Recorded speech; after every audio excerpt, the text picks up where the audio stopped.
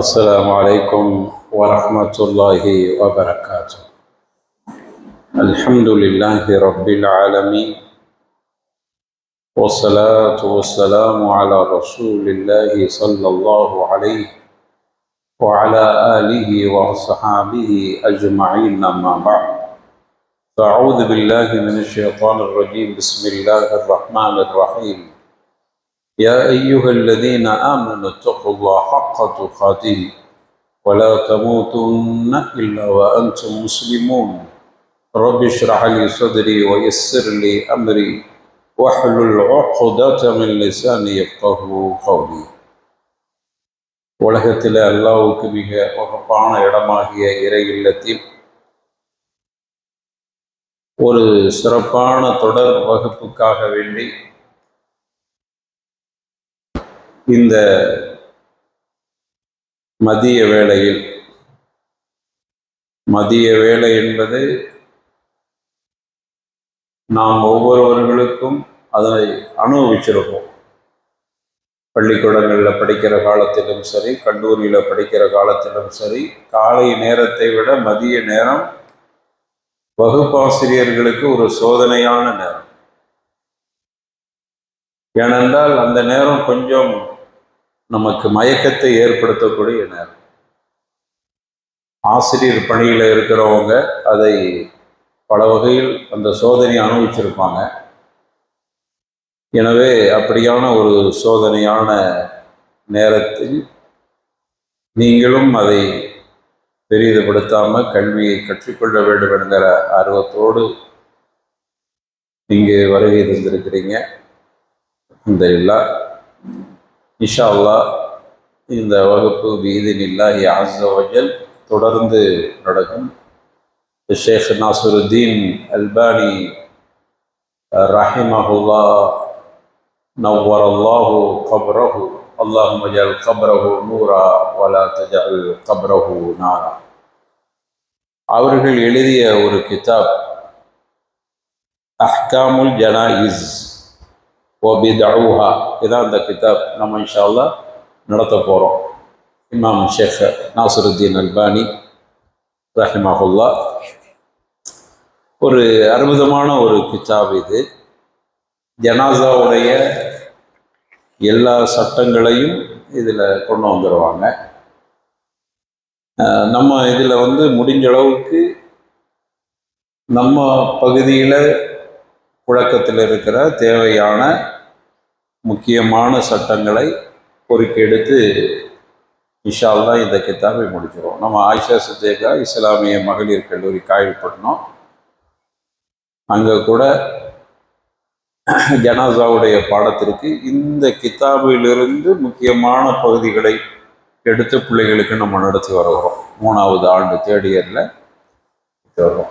எனவே இது ரொம்ப பயனுள்ள ஒரு கிதாப். இந்த கிதாபை நடத்துவதற்கு அல்லாஹ் எனக்கு வாய்ப்பு தந்திருக்கிறான். இப்போ நம்ம பாடத்துக்குள்ளே போகிறதுக்கு முன்னாடி இந்த கிதாபை கோர்வை செய்த ஆசிரியரை பற்றியான ஒரு சின்ன தாரிஃபத், ஒரு அறிமுகம். அந்த அறிமுகத்தை நாம் தெரிந்துவிட்டு அதற்கு பிறகு நம்ம பாடத்துக்குள்ளே போயிடலாம் இன்ஷா அல்லாஹ். ஷேக் அல்லாமா நாசிருத்தீன் அல்பானி ரஹிமஹுல்லாஹ். எழுதிக்கிறீங்களா பேரை? நாசிருத்தீன்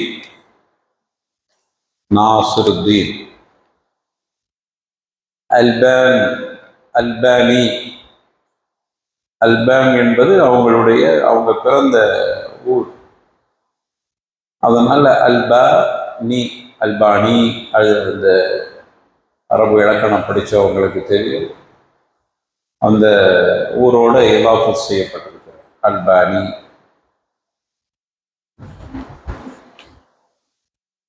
இவங்க 1914ஆம் ஆண்டு அல்பேன் என்கிற அந்த ஊரில் பிறந்தாங்க. 1914. இவங்களுடைய தந்தை நூஹ், தந்தை பேர் நூஹ். அப்போ நாசிருத்தீன் இப்ன் நூஹ்.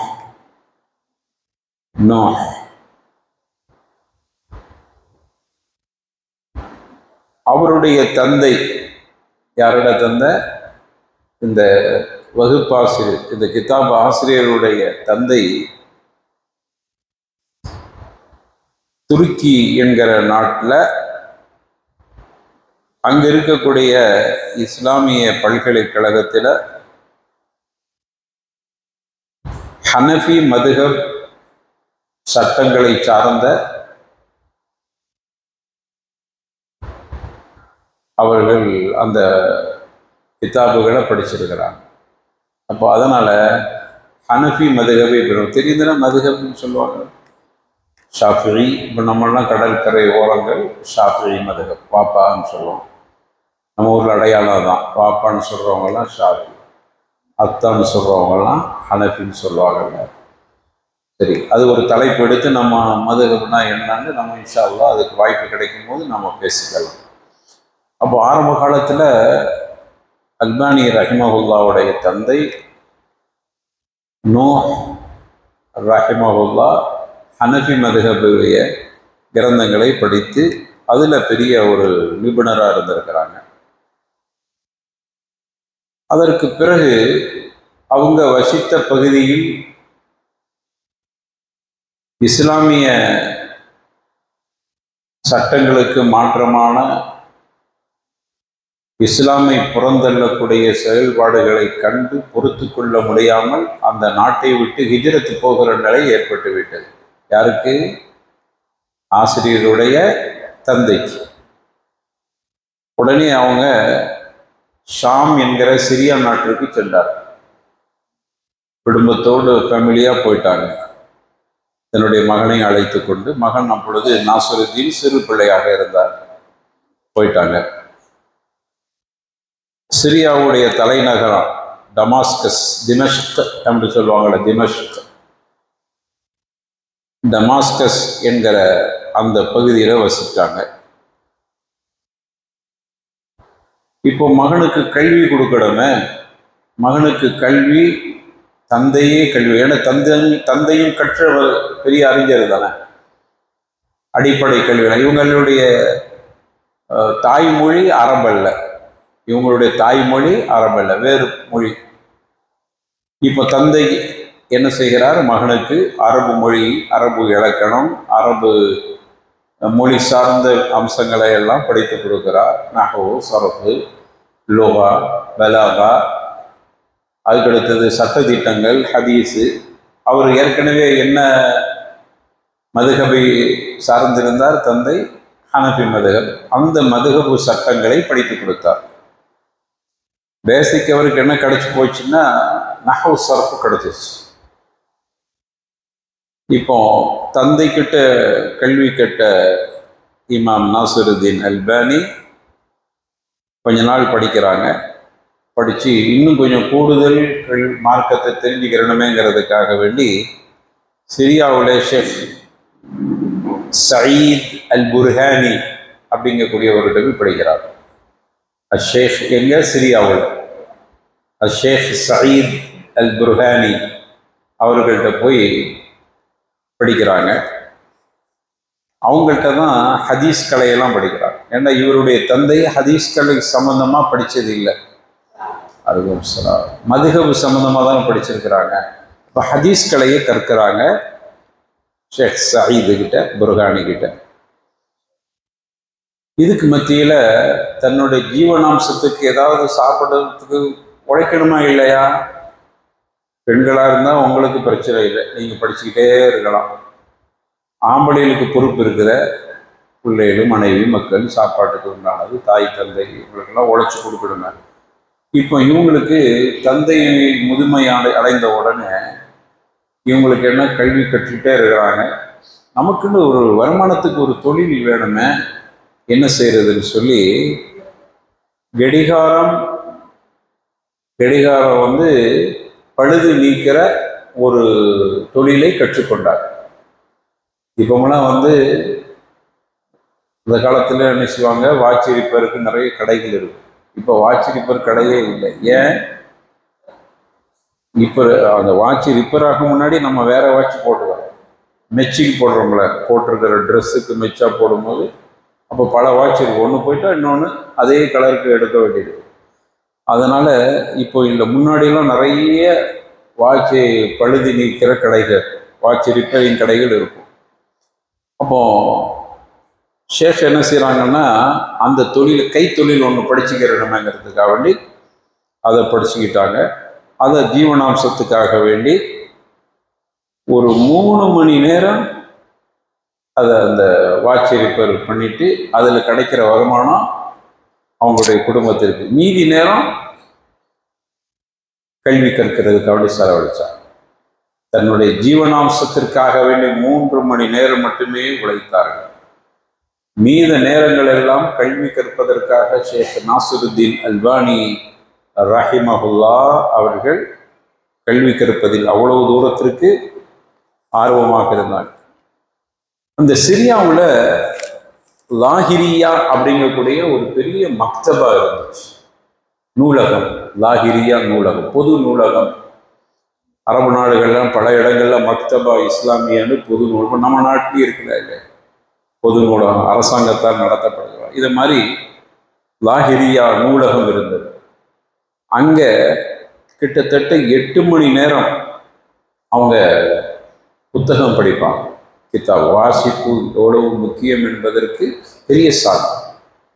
அதனால் நம்ம பிள்ளைகளுக்கு நம்ம சொல்கிறது அதுதான், நீங்கள் வாசிங்க வாசிங்க, வாசிச்சுக்கிட்டே இருந்தால் தான் கல்வியை பெற முடியும். கல்வி என்பது கற்பது மட்டுமல்ல, படிப்பதும் சேர்த்து, நம்ம வாசிக்கிறதும் சேர்த்து. சரி, அப்போ ஷேக் என்ன செய்கிறாங்கன்னா, லாஹிரியா மக்தபால போய் 8 மணி நேரம் வாசிப்புக்காக வேண்டிய நேரம் கொடுக்குறாங்க. நிறைய கிதாபுகளை படித்து சில நேரங்களில் அவங்க இன்னும் வாசிக்கணும்னு வரும்போது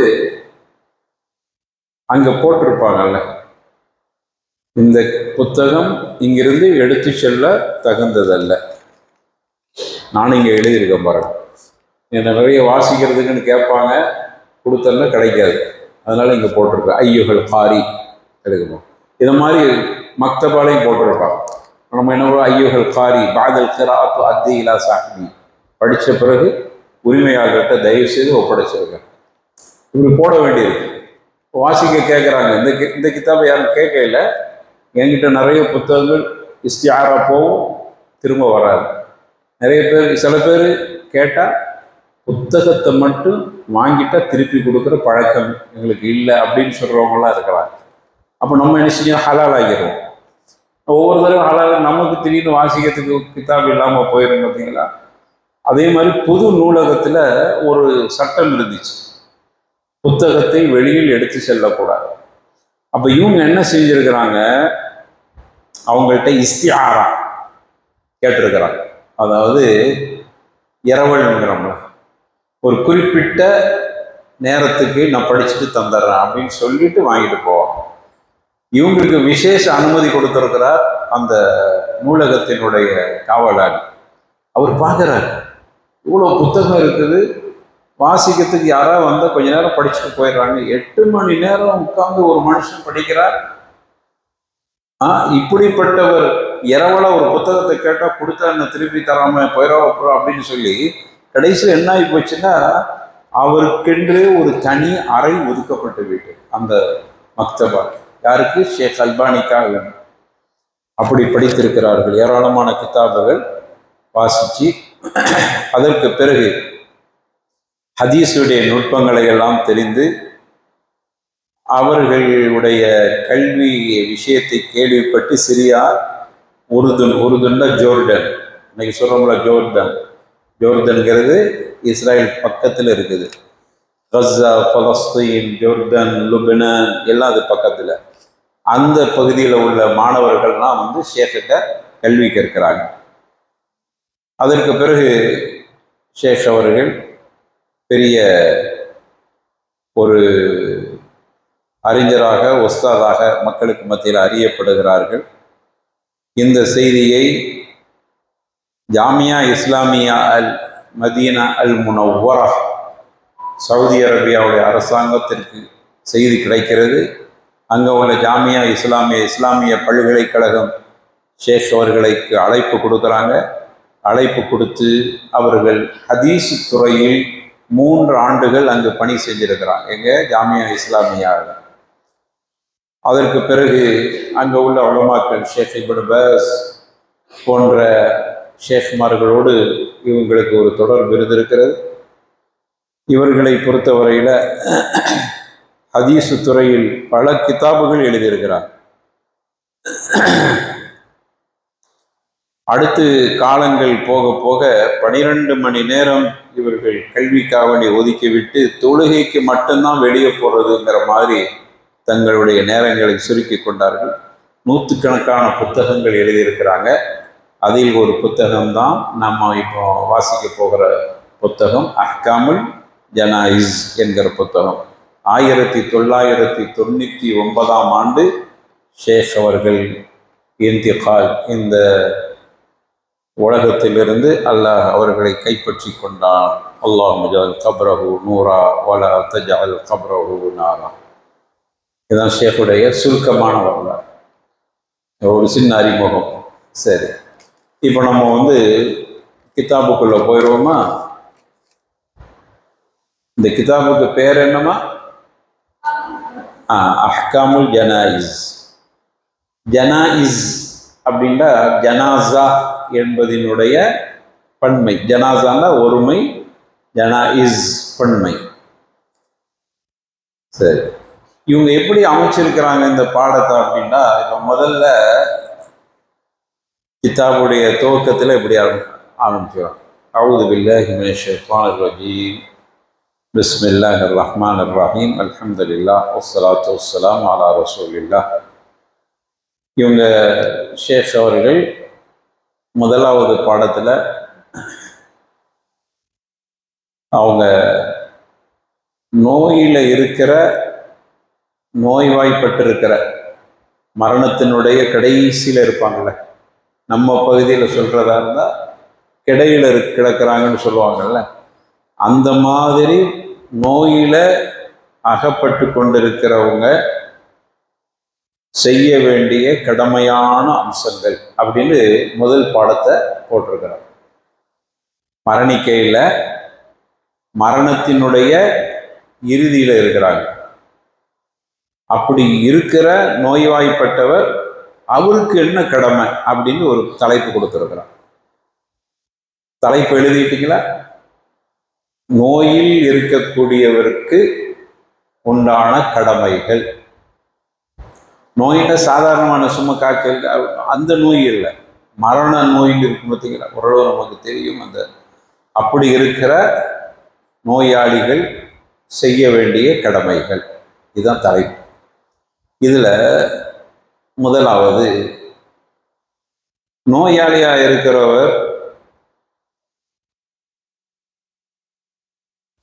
அல்லாஹ் விதித்ததை அவர் பொருந்தி கொள்ள வேண்டும். முதல் அம்சம். அல்ல ஒரு நோயை தந்திருக்கான்னா ஏதோ ஹைர், நம்மை நேசிக்கிறான் அப்படி நம்ம புரிஞ்சுக்கிட்டு போயிட வேண்டியது. அல்லாஹுடைய கதிரை, கதா கதிரை நாம் பொருந்தி கொள்ள வேண்டும். அல்லாஹ் மீது நல்லெண்ணம் கொள்ள வேண்டும்.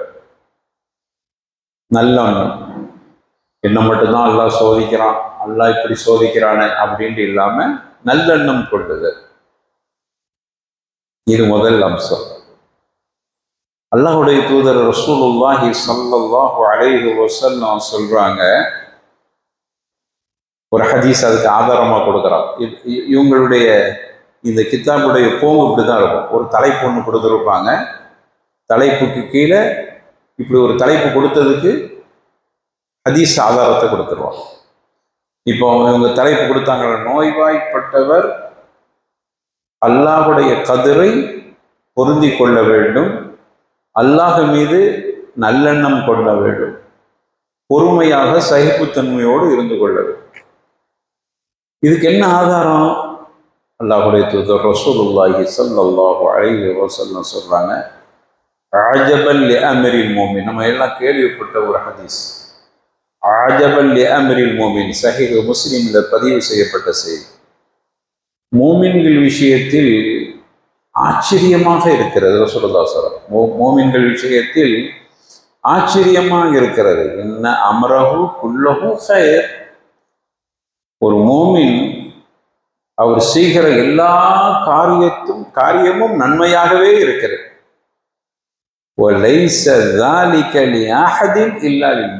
இது மூமினுக்கு தவிர வேற யாருக்கு இந்த வாய்ப்பு கிடைக்காது. மூமினுடைய காரியங்கள் எல்லாம் மிகப்பெரிய ஆச்சரியமாக இருக்கிறது. மூமின் செய்கிற எல்லா விஷயத்திற்கும் எல்லா விஷயங்களும் நல்லதாக இருக்கிறது.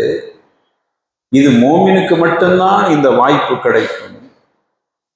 ரசூலுல்லாஹ் சொல்றாங்க, நான் சொல்றத ரசூலுல்லாஹ் சொல்றது, இன் அஸபத்துஹு ஸர்ராஉ ஷக்கர.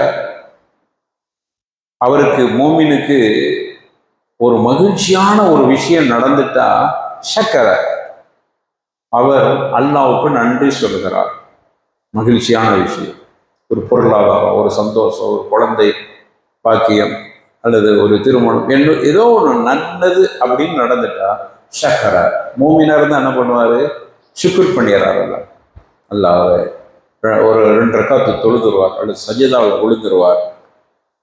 அல்ஹம்துலில்லாஹ், அல்லாஹ் எவ்வளோ சிறப்புப்படுத்தி இருக்கிறான் என்ன அப்படின்னு இப்படியான ஏதோ ஒரு வார்த்தையை சொல்லி அல்லாஹ்வுக்கு நன்றி சொல்லி ஃபக்கான கைரல் ஆகும். அது என்னதாயிருது? அதே நன்மை கிடைச்சிடும். நமக்கு கிடைத்த மகிழ்ச்சி அது ஒரு சந்தோஷம். அதற்காக அல்ஹம்துலில்லாஹ் அப்படின்னு ஒரு வார்த்தை சொன்ன பார்த்தீங்களா, அதற்கு அல்லாஹ் ஒரு கூடிய நன்மை எழுதியார். சுப்ஹானல்லாஹ். இது டபுள் மகிழ்ச்சியா வச்சு பாருங்க. இங்க ஒரு துனியாவில் எனக்கு கிடைச்ச சந்தோஷம், ஆகிரத்துக்கு எனக்கு நன்மையும் கிடைக்கும். இது யாருக்கு கிடைக்கும் இந்த வாய்ப்பு? முஸ்லீம் மட்டும்தான் இந்த வாய்ப்பு கிடைக்கும். கன்சாம் குப்சாமிக்கு கிடைக்குமா? அதுவும் சாதாரண முஸ்லீம் என்கிற பேர்ல இருக்கவனுக்கு கிடைக்குமா? இது முஸ்லீமுக்கு மட்டும்தான். அதான் ரசூலுல்லாஹ் சொன்னாங்க, மோமினை தவிர யாருக்கும் கிடைக்காது. சரி, சந்தோஷமான விஷயம் நடக்கும்போது ஷுக்ர் பண்ணிக்கிறார். சரி, ஒரு அசாபத்துஹு தர்ரா, ஒரு கஷ்டம், ஒரு நெருக்கடி, ஒரு பிரச்சனை, ஒரு நோய், எந்த தரரா இருந்தாலும் சரி, எது வந்தாலும் கஷ்டம் வந்துட்டா என்ன செய்வார்? சபர், பொறுமை காட்டணும். முதல்ல கஷ்டமா இருக்கும், இப்படி நடந்து போய் பதறுவார். அப்புறம் என்ன செஞ்சிடார்? இன்னாலில்லாஹி வ இன்னா இலைஹி. அல்லாஹ் தந்தா அல்லாஹ் எடுத்துக்கிட்டான், முடிஞ்சு போச்சு. இதுல என்ன இருக்குது? நான் என்ன கொண்டு வந்தேன்? இப்படி புரிதல் இருக்குது பார்த்தீங்களா? சுப்ஹானல்லாஹ். இதற்கு ஃபக்கான கைரல்லா, அல்லாஹ் அதற்கு நன்மையை கொடுத்தார். அப்போ ஒரு மகிழ்ச்சி வந்தா அல்லாஹ்வுக்கு நன்றி சொல்றார். ஒரு துக்கம் வந்தா சபூர் செஞ்சுக்கிறார். அவ்வளவுதான், அல்லாஹ் விதித்தது நடந்திருக்கு. இந்த ஹதீஸை ஆதாரமாக வைத்துத்தான் தலைப்பு கொடுத்திருக்கிறாங்க. நோயில் கிடைக்கிற அந்த மாதிரியான அல்லாஹ் காப்பாற்றணும், யாருக்கு அந்த நெருக்கடியை கொடுத்துடக்கூடாது. ராகத்தா இருந்து ராகத்தா ஈமானோடு சலாமத்தோடு நம்ம மூத்தாகிக்கிறணும் அப்படின்னு நம்ம எல்லாத்துக்காக துவா செஞ்சுக்கிறோம். அப்படி ஒரு நிலை வந்து விட்டால் நம்மகிட்ட என்னதான் இருக்கணும்? சபர், பொருந்தி கொள்ளுதல், கதிரை ஏற்றுக்கொள்ளுதல், அல்லாஹ் விதித்து அல்லாஹ் மேல நல்லெண்ணம் கொண்டு, அந்த கஷ்டத்துல அல்லாஹ் நமக்கு நன்மையை தந்தார். அந்த நெருக்கடிக்கு அல்லாஹ் நமக்கு சொர்க்கத்தை கூட தந்தார். ரப்புல் ஆலமீன் வாசி, அல்லாஹு வாசிஅன் அலீம். அல்லாஹ் விசாலமானவன், அவ்வளவு பெரிய கூலியை கொடுக்கிறோம். இது முஸ்லிம் என்கிற கிரந்தத்துல பதிவு செய்யப்பட்டிருக்கு. சஹீஹ் முஸ்லிம். சரி, அதே போல அல்லாஹ் மீது நல்லெண்ணம் கொள்ள வேண்டும், அதுவும் முஸ்லிம்ல தான். அல்லாஹ்வுடைய தூதர் சொன்னாங்க, லா யமூதன்ன அஹதுக்கும் இல்லா வஹுவ யுஹ்சினு ظن பில்லாஹி தஆலா. யாரும் சரி, அல்லாஹ்வுடைய தூதர் சொல்றாங்க, யாரும் சரி அல்லாஹ் மீது நல்லெண்ணம் கொள்ளாமல் மரணிக்க கூடாது. அல்லாஹ் மீது நல்லெண்ணம் கொள்ளுதல்னா என்ன அர்த்தமா? அல்லாஹ் மீது நல்லெண்ணம் என்ன புரிஞ்சுக்கிட்டீங்க? ஹதீஸ்ல வருது, லா யமூதன்ன அஹதுக்கும் இல்லா வஹுவ யுஹ்சினு ظن பில்லாஹி தஆலா. அல்லாஹ் மீது நல்லெண்ணம் கொள்ளுதல்.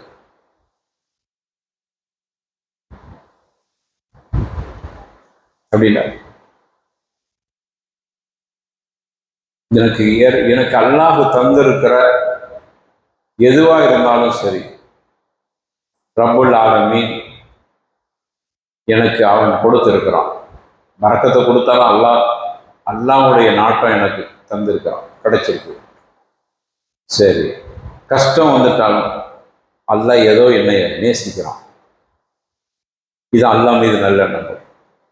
நன்மை வந்துட்டா புகழ்றதும், எதா வந்துட்டா அல்லாஹ் என்னதானே சோதிக்கிறான்.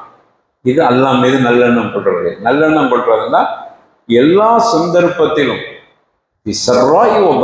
எல்லா சந்தர்ப்பத்திலும் என்னுடைய ஈமான் ஒரே மாதிரி இருக்கு. இதாங்க அல்லாஹ் நல்லெண்ணம். எல்லா சந்தர்ப்பத்திலும் துக்கம், நஷ்டம், கஷ்டம், பிரச்சனை, சந்தோஷம், மகிழ்ச்சி, சொத்து, சுகம், புள்ள, எதுவாக இருந்தாலும், இழப்பு வந்தாலும் சரி, வரவு வந்தாலும் சரி, என்கிட்ட ஈமான் ஒரே மாதிரி. சில பேர் பாருங்க, ரொம்ப சந்தோஷம் மகிழ்ச்சியான நேரத்தில் ஒரு வீட்டில் கல்யாணம் வரும்போது தொழுவ மாட்டாங்க. தொழுவ நேரம் இல்லை. விசேஷ நேரங்களில் தொழுக அப்படி இப்படி ஆயிடுது இல்லை. என்ன காரணம்? மகிழ்ச்சி உச்சம். ஒரு நெருக்கடி வரட்டும், முசல்லா விட்டு எந்திரிக்க மாட்டான். இது நல்லெண்ணம் கொள்றதா இது? அல்லது சில பேர் இப்படி, ஏன்பா நீ தொழுவ மாட்டேங்கிறான்? தொழுது எதுக்கு? அல்லாஹ் என்ன செய்யறான்? நான் பாரு எவ்வளோ கஷ்டப்பட்டுட்டு இருக்கேன், தொழுது என்னத்தை பார்த்து. இது நல்லெண்ணம் கொள்றதா? எல்லா சந்தர்ப்பத்திலும் நம்முடைய ஈமான் ஒரே மாதிரி இருக்கிறதா ஹஸனுல் பன்னு. எவ்வளோ நெருக்கடி வந்தாலும் சரி, என்னோட ரப்பு என்ன கைவிட மாட்டான். இது பெரிய ராஹத், கல்புக்கு ராஹத். ரொம்ப ஃப்ரீ ஆயிரும். மண்டைக்குள்ள போட்டுக்கிட்டு குடையுது இல்லை. எல்லாம் நாடுனா நடக்குன்னு நினைச்சு பாருங்க, நம்ம ராகத்தா இருப்போம், சந்தோஷமா இருப்போம், மகிழ்ச்சியா இருப்போம். எவ்வளோ நெருக்கடி வந்தாலும் கூட ஈமானை இழந்துட மாட்டோம், நம்முடைய அறிவை இழந்துட மாட்டோம். ஈமான் யாருக்கு இழக்கிற நிலை வருகிறதோ அறிவை இழந்துட்டான்னு அர்த்தம், புத்தியை இழந்துட்டான்னு அர்த்தம். புத்தி உள்ளவனா இருந்து ஈமான் வந்தவனுக்கு புத்தி இருந்துச்சுன்னா ஈமானை பாதுகாத்துக்கிறவான்ல. அப்போ அல்லாஹ் படைச்ச ரப்பு எனக்கு அல்லாஹ் ஈமானை தந்திருக்கிறான். மற்றவர்கள் கிடைக்காத வாய்ப்பு எனக்கு தந்திருக்கிறான். அது ஒண்ணு எனக்கு போதும். என்னுடைய ரப்பு மேல நான் நல்லெண்ணம் கொள்வது. என்ன மாதிரி உள்ள ஒருத்தனுக்கு கிடைக்கல ஈமான், எனக்கு கிடைச்சிக்குத. நம்ம அப்படி நினைக்கணும். எங்க வீட்டில் வேலை செய்கிறவங்களுக்கு கிடைக்காத ஈமான் எனக்கு கிடைச்சி, என்னோட படித்தவருக்கு கிடைக்காத ஈமான் எனக்கு கிடைச்சி, எனக்கு படித்து கொடுத்தாரே அந்த ஆசிரியர் கிடைக்காத ஈமான் எனக்கு கிடைச்சி, என்னை விட வசதி வாய்ப்புல இருக்கிறார் எனக்கு வேலை கொடுத்தாரே அவருக்கு கிடைக்காத ஈமான் எனக்கு கிடைச்சி. இது பெரிய பாக்கியத்தில். இதை விட வேற என்ன வேணும் சொல்லுங்க? இதுக்கு மேலே ஏதாவது வேணுமா? அல்லாஹ் இது நல்லெண்ணம் கொள்ளும். ஹஸனுல்லாஹ். அப்போ ரசூலுல்லாஹ் சொல்றாங்க, முஸ்லீமில் வரக்கூடிய செய்தி, குறிப்பாக நோயில் அகப்பட்டு இருப்பவர் அவங்க தான் பெரும்பகுதி. அல்லாஹ் அவங்களுடைய கஷ்டம், அந்த நோயில என்ன சொல்றதுன்னு தெரியும். படுக்கையிலே கிடக்கிறவங்களுடைய கொஞ்சம் கற்பனை பண்ணி, நம்ம குடும்பங்களில் சில நேரங்கள் அப்படியானவங்களை நம்ம சந்திக்கிறோமா இல்லையா? படுக்கையிலேயே கிடக்கக்கூடிய எவ்வளோ நமக்கே ஒரு மாதிரி இருக்கும். அவங்களால எந்திரிக்க முடியாது, அவங்களால தன்னுடைய சுய வேலைகளை செய்ய முடியாது. எவ்வளோ பெரிய ஒரு கஷ்டம். கழிப்பிடத்துக்கு போயிட்டு கழுக முடியாததுங்கிறது எவ்வளோ பெரிய நெருக்கடி. அது யோசிச்சு பார்க்க முடியுது. அல்லாஹ் கிட்ட நம்ம பாதுகாப்பு. அப்போ அப்படியான பாதிக்கப்பட்டவருக்கு ஏதாவது நேரத்தில் ஒரு மனசு அவருக்கு என்ன செஞ்சிடும், அல்லாஹ் மேலே ஒரு தப்பான எண்ணம் வரும். அதனால தான் ரசூலுல்லாஹ் அதை வலியுறுத்துறாங்க. அதனால தான் இமாம் அவர்கள் ஷேக் அல்பானி ரஹ்மத்துல்லாஹ் தலைப்பை போட்டுட்டாங்க, நோய்வாய்ப்பட்டிருப்பவர் அல்லாஹ் மீது நல்லெண்ணம் கொள்ள வேண்டும். இது முதல் விஷயம். புரிந்ததா? நம்ம அடுத்த ஒரு தலைப்புக்கு போவோம். முதல் தலைப்பு என்ன? அதே தலைப்பில் ரெண்டாவது அம்சம், நோய்வாய்ப்பட்டவர் கடைபிடிக்க வேண்டிய ஒழுங்கு அல்லது கடமை. இரண்டாவது என்னன்னா,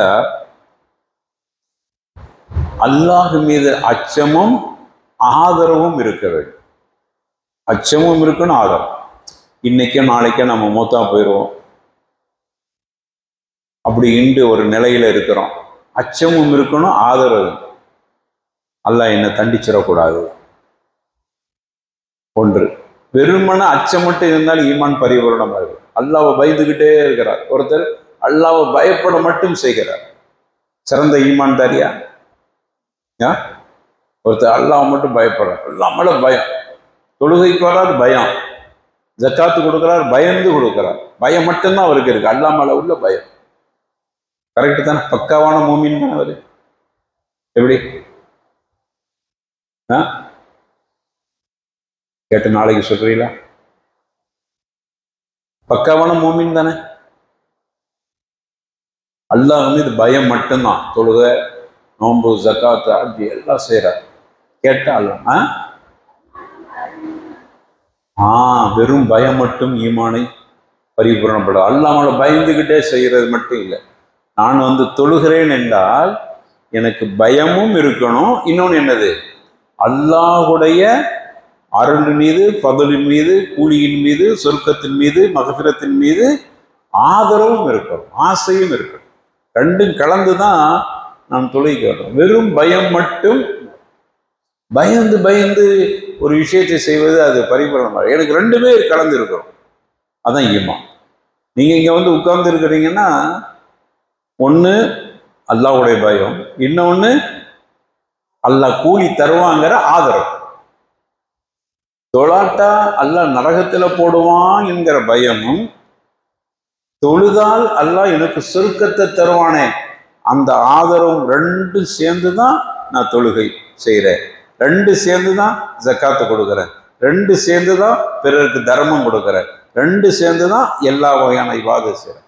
ஒரு மூமிட்ட ரெண்டும் இருக்கணும். என்னது? ஹவுஃப், ரஜா. என்னது? பயமும் அல்லாஹ் மீது ஆதரவும் இருக்கு.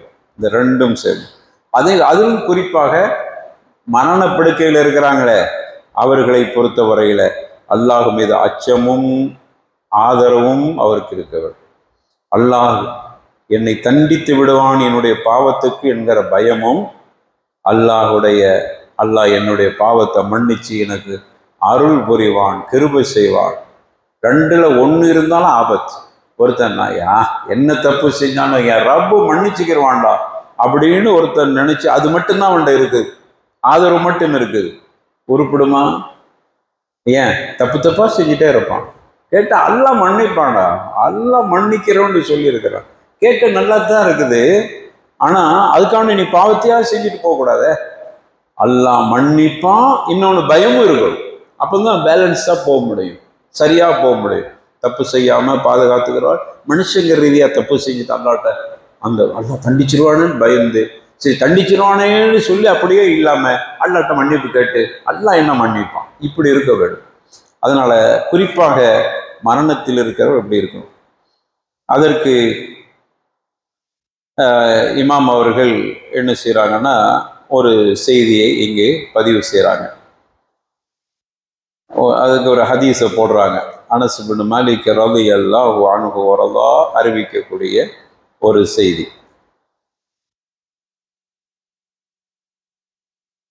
அண்ணன் நபிய ஸல்லல்லாஹு, இது திருமீதியில வந்திருக்கு. இதுக்கெல்லாம் நம்பர் சொல்லிடுறோம். முஸ்லீமுக்கு மட்டும்தான் நம்பர் சொல்றது இல்லை. ஏன்னா நான் நம்பர் சொன்னால் நான் அரபி கிதாப் நம்பரும் தமிழில் வருகிற முஸ்லீமுடைய நம்பரும் சேமாக வராது. நான் சொன்ன நம்பர் நீங்கள் போய் எடுத்து பார்த்தா வேறு நம்பராக இருக்கும்.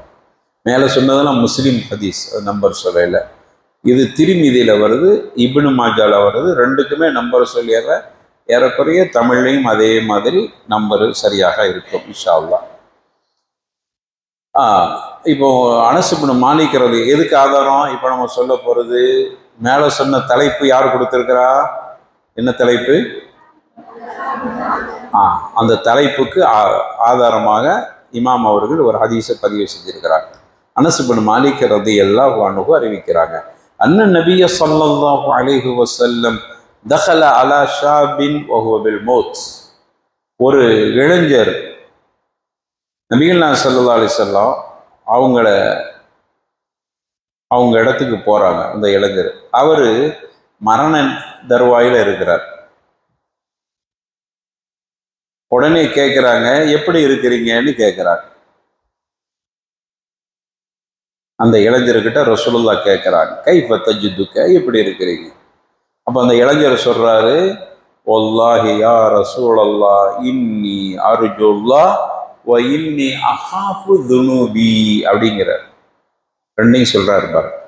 ரசூலுல்லாஹ் கேட்குறாங்க, எப்படி இருக்கிறீங்க அப்படின்னு கேட்கும்போது இவர் என்ன சொல்றாரு, அல்லாஹ் மீது ஆணையாக அல்லாஹ்வுடைய தூதரே, அல்லாஹ்வுடைய விஷயத்தில் அல்லாஹ் மீது ஆதரவு வைக்கிறேன், இன்னும் என்னுடைய பாவத்தை நினைத்து பயப்படுகிறேன் அப்படின்னு சொல்றார். ஆதரவு வைக்கிறேன், பயப்படுகிறேன், பாவத்தை எண்ணி பயப்படுகிறேன், மூத்தா போயிடுவேனே, பாவம் செஞ்சிட்டனேன்னு பயப்படுறேன், அல்லாஹ் மன்னிப்பாங்கிற ஆதரவும் எனக்கு இருக்குது, இதுதான் என்னுடைய நிலை அப்படிங்கிற. அப்போ உடனே ரசூலுல்லாஹ் சொன்னாங்க, லா யஜ்தமிஆன் ஃபி கல்பி ஆபிதின் ஃபி மிஸ்லி ஹாதல் மௌத்தின். அல்லாஹ்வுடைய தூதர் சொல்றாங்க, இந்த மாதிரி இரண்டு நிலை ஒரு அடியானுடைய இதயத்தில் இந்த சந்தர்ப்பத்தில் ஒன்று சேருகிற பொழுது, ரெண்டு நிலை இந்த சந்தர்ப்பத்தில், இந்த படுக்கையில கிடக்கிற சந்தர்ப்பத்தில் ஒன்று சேருகிற பொழுது அல்லாஹ் என்ன பிரதிபலிப்பை செய்யறான் தெரியுமா? இல்ல ஆத்தாவுல்லாஹு மா யர்ஜு வ அமினஹு மிம்மா யகாஃப். ரெண்டுக்குமே தீர்வு சொல்றான். இப்படியான நிலையில ஒரு மனிதர் மரணித்து விட்டால் அவருக்கு இரண்டையும் அல்லாஹ் கொடுக்கிறார். ஒன்று, அவர் ஆதரவு வைத்ததை கொடுக்கிறார். அவருக்கு ஆதரவு என்ன? ஒரு மனுஷன் மூத்தா போகும்போது அல்லாஹ் மீது ஆதரவு வைக்கிறான்னு என்னத்தை ஆதரவு வைப்பார்? சொர்க்கத்துல உயர்ந்த இடத்தை தாண்டார், அதையும் அல்லாஹ் கொடுத்துட்றான். பயந்தார, எதன் மீது பயந்தார்? பாவம் செஞ்சு மூத்தா போயிட்டா, தௌபா இல்லையே, ஒன்றும் இல்லையே, பாவம் செஞ்சுட்டு நிறைய செஞ்சிட்டானே கடந்த காலங்கள்ல அப்படிங்கிற பயம் உறுத்திக்கிட்டே இருக்குது. அல்லாஹ் என்ன செய்யறான், எந்த விஷயத்தில் இவருக்கு பயம் வந்ததோ அதையும் அல்லாஹ் திருத்து விட்டு அதிலிருந்து பாதுகாப்பு கொடுத்தார் ரசூலுல்லாஹி ஸல்லல்லாஹு அலைஹி வஸல்லம். அப்ப ரெண்டும் நம்மகிட்ட இருந்துச்சுன்னா இரண்டுக்கும் அல்லாஹ் இடத்துல கூலி கிடைக்கும் என்று அல்லாஹ்வுடைய தூதர் சொன்ன இந்த ஹதீஸை ஆதாரமாக வைத்து தான் இமாம் அல்பானி ரஹிமஹுல்லாஹ் இந்த தலைப்பை கொடுத்திருக்கிறான். புரிகிறதா? இது எங்க வருது? திருமீதியில 953, இப்னு மாஜால 4261, 4261 இப்னு மாஜா. நம்பர் எடுத்து வச்சுக்கிறேங்க, ஹதீஸை போய் பார்த்துக்கலாம். சரி, இப்போ புரிஞ்சிச்சோமா? இப்போ மூணாவது, மரண தருவாயில இருக்கிற, படுக்கையில் இருக்கிற, கிடையில கிடக்கிற இவங்க மறந்து ரொம்ப கூடிருச்சு, நோய் ரொம்ப கூடிருச்சு, படுக்கையில் படுக்கவும் முடியல, முதுகெல்லாம் புண்ணா போய் காலனி இப்படிலாம் இருக்கும் பார்த்தீங்களா? ரொம்ப கடுமையான பாதிப்புல இருக்கிறவங்க அவங்க என்ன கேட்பாங்க? அல்லாஹ் என்ன எடுத்துட மாட்டியா கேட்பாங்க. இப்போ அந்த தலைப்புக்கு வர்றாங்க. என்ன தலைப்பு கொடுத்துருக்காங்க பாருங்க. நோயின் கடுமையின் மூலத்தால், நோயின் கடுமையின் காரணத்தால் மரணத்தை கேட்பது கூடாது. அல்லாஹ் என்ன எடுத்துட மாட்டியா பாருங்க, படுக்கையில் கிடக்கிறவங்களுக்கெல்லாம் இதுதான் கேட்பாங்க. ஒவ்வொரு நேரத்திலும் அந்த வேதனை அவர்களை என்ன செஞ்சிருந்தா, நம்ம மூத்தா போயிட்டா நல்லதா போயிருக்கு. அவங்க ரெண்டு வகையில கவலைப்படுவாங்க. தனக்கு இப்படி ஏற்பட்டிருக்குங்கிற ஒண்ணு, நம்மளால நம்ம பிள்ளையும் சேர்ந்து கஷ்டப்படுறாங்க, அவ்வளோடைய சந்தோஷங்களும் பாதிக்கப்படும். இந்த ரெண்டுமே சேர்ந்து நம்ம துனியா விட்டு போயிடணும். அப்படி ஒரு காலமும் கேட்டுறக்கூடாது, அது தடை செய்யப்பட்டிருக்கிறது. சரி, ஆனா இதற்கு கேட்கிறதுக்கு அனுமதியும் இருக்குது. தடை செய்யப்பட்டிருக்குது, ஆனா அனுமதி இருக்குது. எப்படி கேட்டுக்கலாம் தெரியுமா? சஹீஹுல் புகாரியில 6351வது ஹதீஸ், சஹீஹுல் புகாரி. அல்லாஹ்வுடைய தூதர் ரசூலுல்லாஹி ஸல்லல்லாஹு அலைஹி வஸல்லம் இந்த மாதிரி சந்தர்ப்பத்தில் ஒரு துவாவை சொல்லி தர்றாங்க. அதை நம்ம மனப்பாடம் பண்ணி வச்சுக்கிட்டு மட்டும் இல்லாமல் இந்த மாதிரி பாதிக்கப்பட்டவங்களுக்கு நம்ம இதை சொல்லி கொடுக்கணும். 6351வது ஹதீஸ். அல்லாஹ்வுடைய தூதர் சொல்றாங்க, அனஸ் பின் மாலிக் ரலியல்லாஹு அன்ஹு அறிவிக்கிறாங்க, قال قال رسول الله صلى الله عليه وسلم لا يتمنين أحد منكم الموت لضر. உங்களில் யாரும் சரி தனக்கு ஏற்பட்டிருக்கிற துன்பத்தின் காரணமாக மரணத்தை விரும்பக்கூடாது. சரி, ஆனால் ஏற்பட்ட பிரச்சனை, நெருக்கடி, அவருக்குண்டான நோயினுடைய கொடுமை மொத்த போயிடலாங்கிற மாதிரி மரணத்தை விரும்பித்தான் ஆக வேண்டும் என்று இருக்குமானால், ரசூலுல்லாஹ் சொல்றாங்க, மரணத்தை கேட்டுத்தான் ஆக வேண்டும் என்கிற நிலை இருக்குமானால் இப்படி வேண்டுமானால் சொல்லிக் கொள்ளட்டும். எப்படி? அல்லாஹும்ம அஹீனி மா கானத்தில் ஹயாத்து கைரல் லி ஒத்தவஃபனி இத கானத்தில் வஃபாத்து கைரல் லி என்று வேண்டுமானால் சொல்லிக் கொள்ளட்டும். எப்படி? இறைவனே, நான் உலகத்தில் உயிர் வாழ்வது நன்மையாக இருக்குமானால் என்னை உயிர் வாழச் செய்வாயா? சரிதான், என் கையில் இல்லையே. ஆனால் நான் மரணிப்பது எனக்கு நன்மையாக இருக்குமானால் எனக்கு மரணத்தை தருவாயா? யாரோட விருப்பத்துக்கு விட்டுறணும்? அதை அல்லாஹ்வோட விருப்பத்துக்கு விட்டுறணும். ஆனால் நான் கஷ்டப்படுறேனே, எனக்கு நெருக்கடியா இருக்குது. அப்போ நான் என்ன செய்யறது? எனக்கு ஒரு விடிவு காலம் வேணுமே. அப்போ வேண்டுமானால் இப்படி கேட்டுக்க, நான் ஹயாத்தா இருப்பது அல்லாஹ் எனக்கு ஹைரா இருக்குமானால் என்ன வாழச்சை. அப்படின்னா என்னத்தை வாழச்சைன்னா இப்படியா வாழச்சைறது? நீக்கிருன்னு அர்த்தம், சுருக்கமான ஒரு துவா. இல்லை, நான் மூத்தா போறது ஹைராக இருக்குமானால் உன்னிடத்துல, உனக்கு தானே தெரியும் நான் ஹயாத்தா இருக்கிறது ஹைரா, மூத்தா போறது ஹைரா, ரப்புக்கு மட்டும்தான் தெரியும். நான் மூத்தா போறது ஹைரா இருக்குமானால் என்ன எடுத்துற ரப்பு அப்படின்ட்டு இந்த துவாவை சொல்லட்டும் என்று சொல்லிட்டுருந்தான். இந்த துவா மனப்பாடம் பண்ணி வச்சு நம்ம இப்போ மரணப்படுக்கைன்னு இல்லை, இப்போ நம்ம வாழ்கிறது அப்படித்தானே. என்னை வைத்து என் மூலமாக அல்லது எனக்கு நன்மை இருக்குமானால் அல்லாஹ் என்னுடைய ஹயாத்தை நீளமாக்கு. இல்லைன்னா ரொம்ப காலம் இருந்து எதுக்கு பாவ மூட்டையை தூக்கிட்டு போய் அல்லாட்ட போய் பாவியா நிற்கிறதுக்கா? அப்போ நான் இருந்தா ஹைரா, மூத்தா போனா ஹைராங்கிறது யாருக்கு தெரியும்? படைச்ச ரப்புக்கு தான் தெரியும். அல்லாட்டையே விட்டுருவோம். அல்லாஹும்ம அஹீனி மா கானத்தில் ஹயாத்து கைரல் லி வதவஃபனி இத கானத்தில் வஃபாத்து கைரல் லி அப்படின்னு துவா செஞ்சுக்கிறோம். இது மட்டும்தான் நமக்கான. என்னமா? ஆமாம்,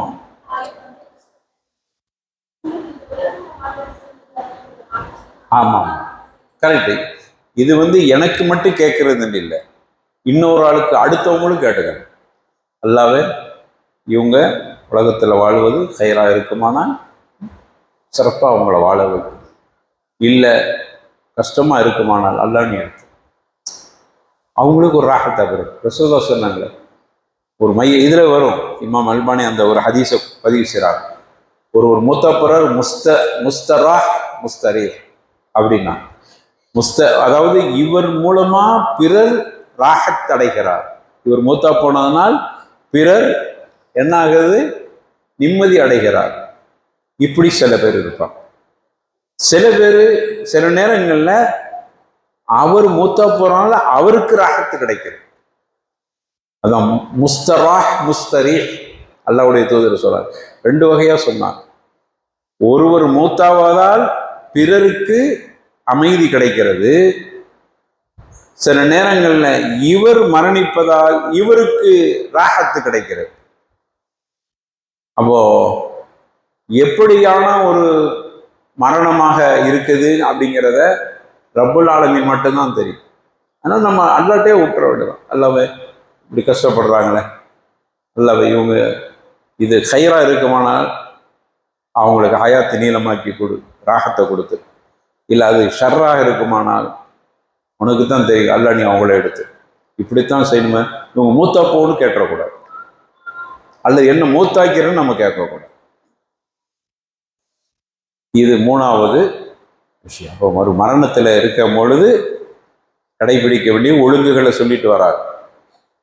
சரி, நாலாவது பிறருடைய ஹக்குகள் அமானிதங்கள் எதுவும் இருக்குமானால், கடன் போக்குவரத்துகள் இருக்குமானால் அதை ஒப்படைக்கிறதுக்குண்டான வழிகளை செய்து கொள்ளுதல். மரணப்படுக்கையில் உளுந்தாச்சு, அவங்கள அப்படியே யோசிச்சுட்டு இருக்கும்போது ஒரு 10 வருஷத்துக்கு முன்னாடி யாருக்கிட்டையோ கடன் வாங்கினது ஞாபகத்துக்கு வருது. ஆனால் யாருக்கும் தெரியாது, பிள்ளைகளுக்கு யாருக்குமே தெரியாது. சொல்லிடணும், வசியத்து பண்ணி அந்த கடனை கொடுத்துருங்கன்னு சொல்லிடுறோம். நம்மளால எந்திரிச்சு போவோம், நம்ம தான் படுக்கையில் கிடக்கிறது. அப்போ அதுக்கு உண்டான பொறுப்பாளிகள்கிட்ட அந்தந்த ஹக்குகளை ஒப்படைக்க வேண்டியவர்கள்ட்ட ஒப்படைத்து விட வேண்டும் என்று அந்த பொறுப்பாளிகளுக்கு சொல்வது, குறிப்பாக படுக்கையில் கிடக்கிறவங்களுக்கு, மரண தருவாயில இருக்கக்கூடியவங்க கடைபிடிக்க வேண்டிய ஒழுங்குகளில் பிரதான 4வது ஒழுங்கு. அப்போ அதற்கான வசியத்தை செய்து கொள்ளுதல். கடன்பட்டவர் கடனை அடைப்பதற்கோ அல்லது மன ரீதியான பாதிப்பை ஏற்படுது, அவரை நல்லா திட்டிருப்போம் அல்லது பொய் குற்றச்சாட்டுகளை சொல்லியிருப்போம், நமக்கு தெரியுது, பின்னாடி காலத்தில் நம்ம தெரியுது. எப்போ தெரியுது? படுக்கையில் கிடக்கும் போது தான் தெரியுது. அவளுக்கு அநியாயம் செஞ்சமே, அல்லாட்ட நான் பிறருக்கு அநியாயம் செஞ்ச லாலிமாக போயிடக்கூடாதே, அப்படி அச்சம் வருது. அவங்கள கூப்பிட்டு, நம்ம போக முடியல, கூப்பிட விட்டு மன்னிப்பு கேட்டு, நம்ம சொந்த பந்தங்கள் சில நேரங்களில் அனாவசியமாக திட்டி சண்டை பிடிச்சி பேசாமையெல்லாம் இருந்திருப்போம். அதெல்லாம் பொறுப்பு தேடி சரி பண்ணி வைத்துக் கொள்ளுங்கள். அது குறிப்பாக மரண தருவாயில் இருக்கு. நம்ம குடும்பங்கள் எல்லாம் காப்பாற்றணும். யாராவது அப்படி இருந்தோன்னா அவங்கள்ட்ட அவங்க அதில் பெரிய சிந்தனை இல்லாட்டாலும் நம்ம சொல்லணும், அம்மா நீங்கள் யாருக்காவது ஏதாவது சண்டை கிட்ட பிடிச்சிங்களா சொல்லுங்க, அவங்கள நம்ம கூட்டிகிட்டு வந்து பொறுப்பு தேடி இருங்க. ஆகிரத்தோட விளையாட முடியாது, துனியாவில் விளையாடிக்கலாம். ஆகிரத்து விஷயம் இது. நம்ம அந்த குற்றத்தோட மூத்தா படம் நாளை மறுமையில் எவ்வளவு அமலோடு போனாலும் அமல்கள் பிடிக்க கொடுக்கப்பட்டு விடுமே. துனியாவினால ஏதாவது கேட்டு கொடுத்து சமாளித்து முடிச்சிடலாம், மன்னிப்பு கேட்டு ஏதாவது செஞ்சு அழுது கிழுது இப்படி கிடக்கிற பாவம் மன்னிச்சிருப்பா, மன்னிச்சுட்டேன்னா முடிஞ்சு வச்சு எல்லாம் மன்னிச்சிருவான். இதுல கௌரவம் பார்த்துட்டு நாளைக்கு அங்க போய் நம்மளுடைய அமல்களை தொலைத்து கொண்டு நிற்கக்கூடாது. அதனால இந்த வசியத்து ரொம்ப முக்கியமானது. இதற்கு ஆதாரமா இமாம் புகாரி ரஹ்மத்துல்லாஹி அலைஹி தங்களுடைய கிரந்தத்துல பதிவு செஞ்ச 6534வது ஹதீஸ் 6534 புகாரியில இமாம் புகாரி ரஹ்மத்துல்லாஹி அலைஹி பதிவு செஞ்சிருக்கிற ஹதீஸ். அல்லாஹ்வுடைய தூதர் சொன்னாங்க, மன்கானத் இன்தஹு மதலமாலி அஹீஹி மின் அரிது. நம்பர் சொல்ற எல்லாத்துட்டையும் அநேகமாக புகாரி இருக்குன்னு நினைக்கிறேன். புகாரி தர்ஜமா மொபைலில் வச்சுருப்பீங்க, சரிதானே?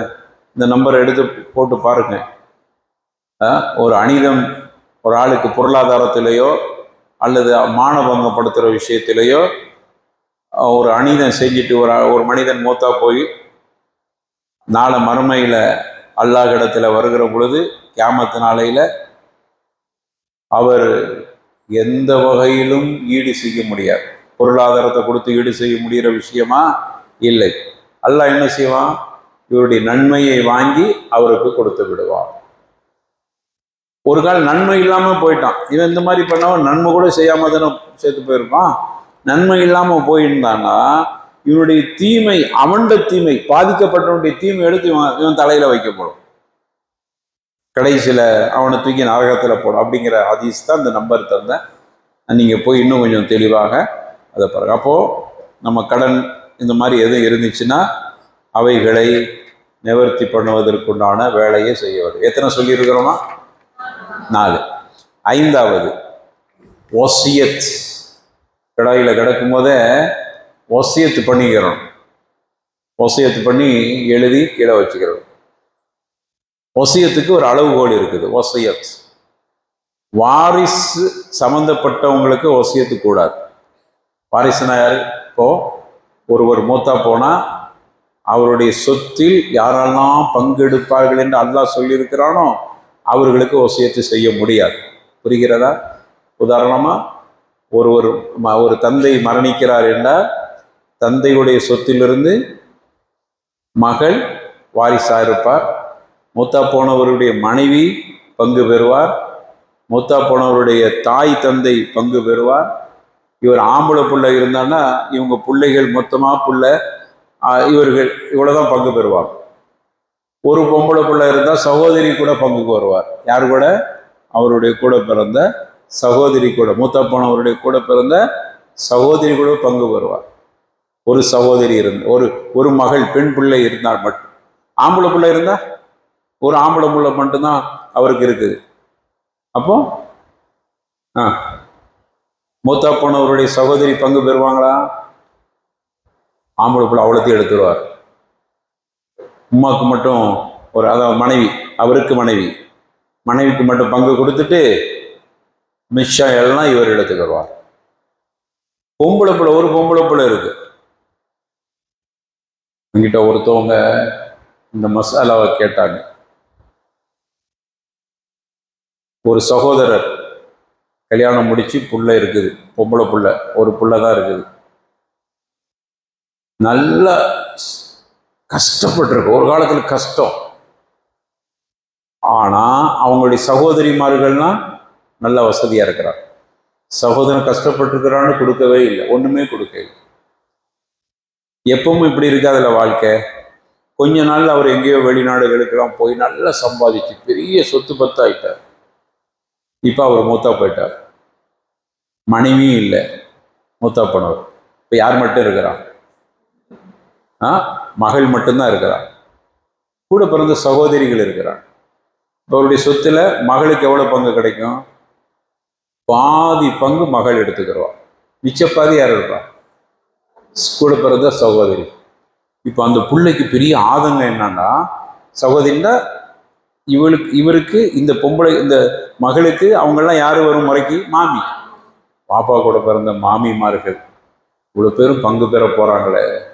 நாங்கள் ஒரு காலத்தில் கஷ்டப்படுகிற பொழுது ஒரு பருக்க எங்களுக்கு தந்திருப்பாங்க. நியாயமான கேள்விதான். நாங்கள் கஷ்டப்பட்டோமே, இந்த மாமி ஏதாவது தந்தாளா? கஷ்டப்படுறியான்னு கேட்டாளா? பங்கெடுத்தாளா? ஆனா இப்போ எங்க வாப்பா கஷ்டப்பட்டு சம்பாதிச்ச சொத்துல நான் பாதி எடுத்த போக மீதி பாதிய யாதும் தர மறுத்த அந்த சகோதரிகள் வாங்கிட்டு போறத எப்படி என்னால ஒத்துக்கிற முடியும்? அல்லாஹ் சொல்றான். அந்த அந்த புள்ள அப்படியே ஏத்துக்கிட்டேன். என்கிட்ட ஃபத்வா கேட்டு நான் சொன்ன ஃபத்வாவை சொல்றேன். அப்போ இந்த மாதிரி சந்தர்ப்பங்கள்ல வசியத்து செய்யறதுக்கு வாய்ப்பு இருக்கு. அல்லாஹ் சொல்லிட்டு போன கணக்கில் வசியத்து பண்ண முடியும். இப்போ என்னுடைய சகோதரிகள் நான் கஷ்டப்படும் போது தரையில, அதனால என்னுடைய அனைத்து சொத்தையும் எனது ஒரு மகளாகி அவளுக்கு அனைத்தையும் எழுதி வைக்கிறேன் என்று எழுதி வச்சுட்டு மூத்தா போயிட்டார். செல்லுமா?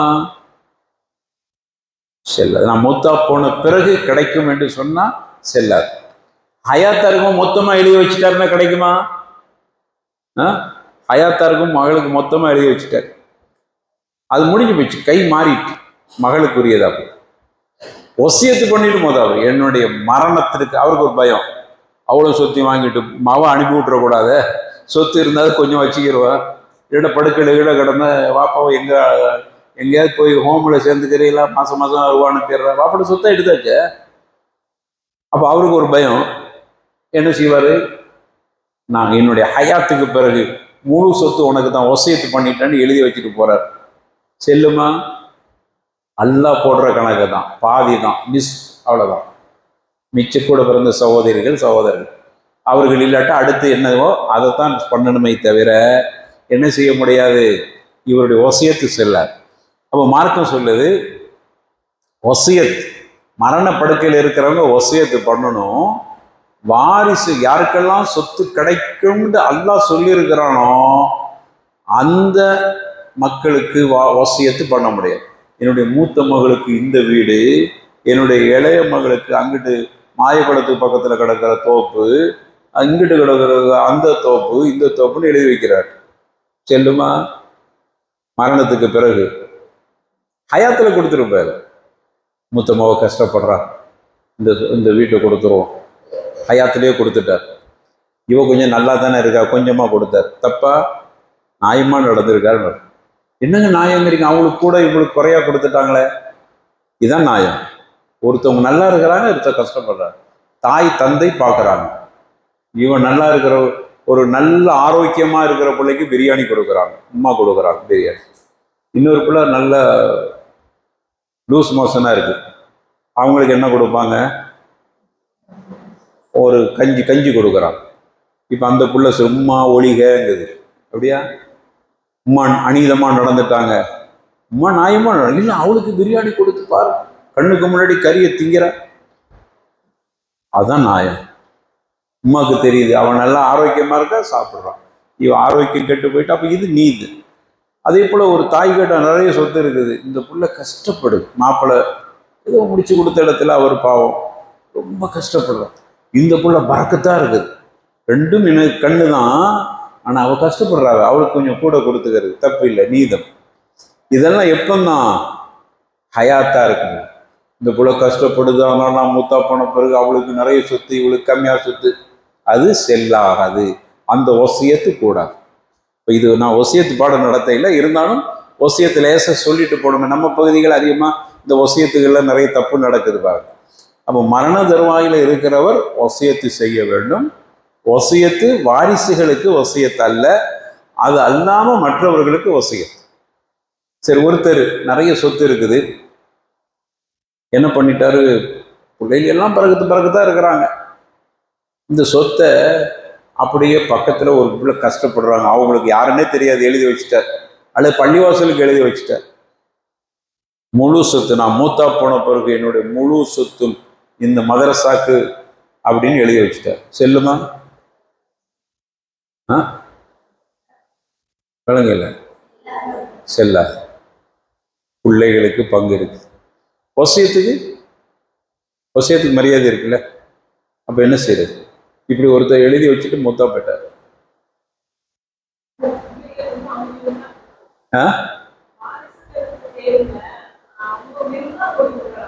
இல்ல, அவங்க விரும்ப இல்லைன்னு வைங்களேன்.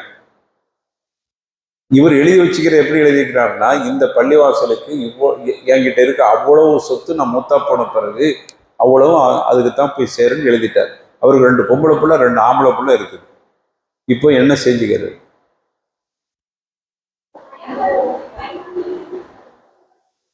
ஒசியத்து அதான் ஒசியத்துன்னா எழுதி வச்சுக்கிறார். மூத்தா போன பிறகு அப்படின்னு எழுதி வச்சிருக்கிறார்.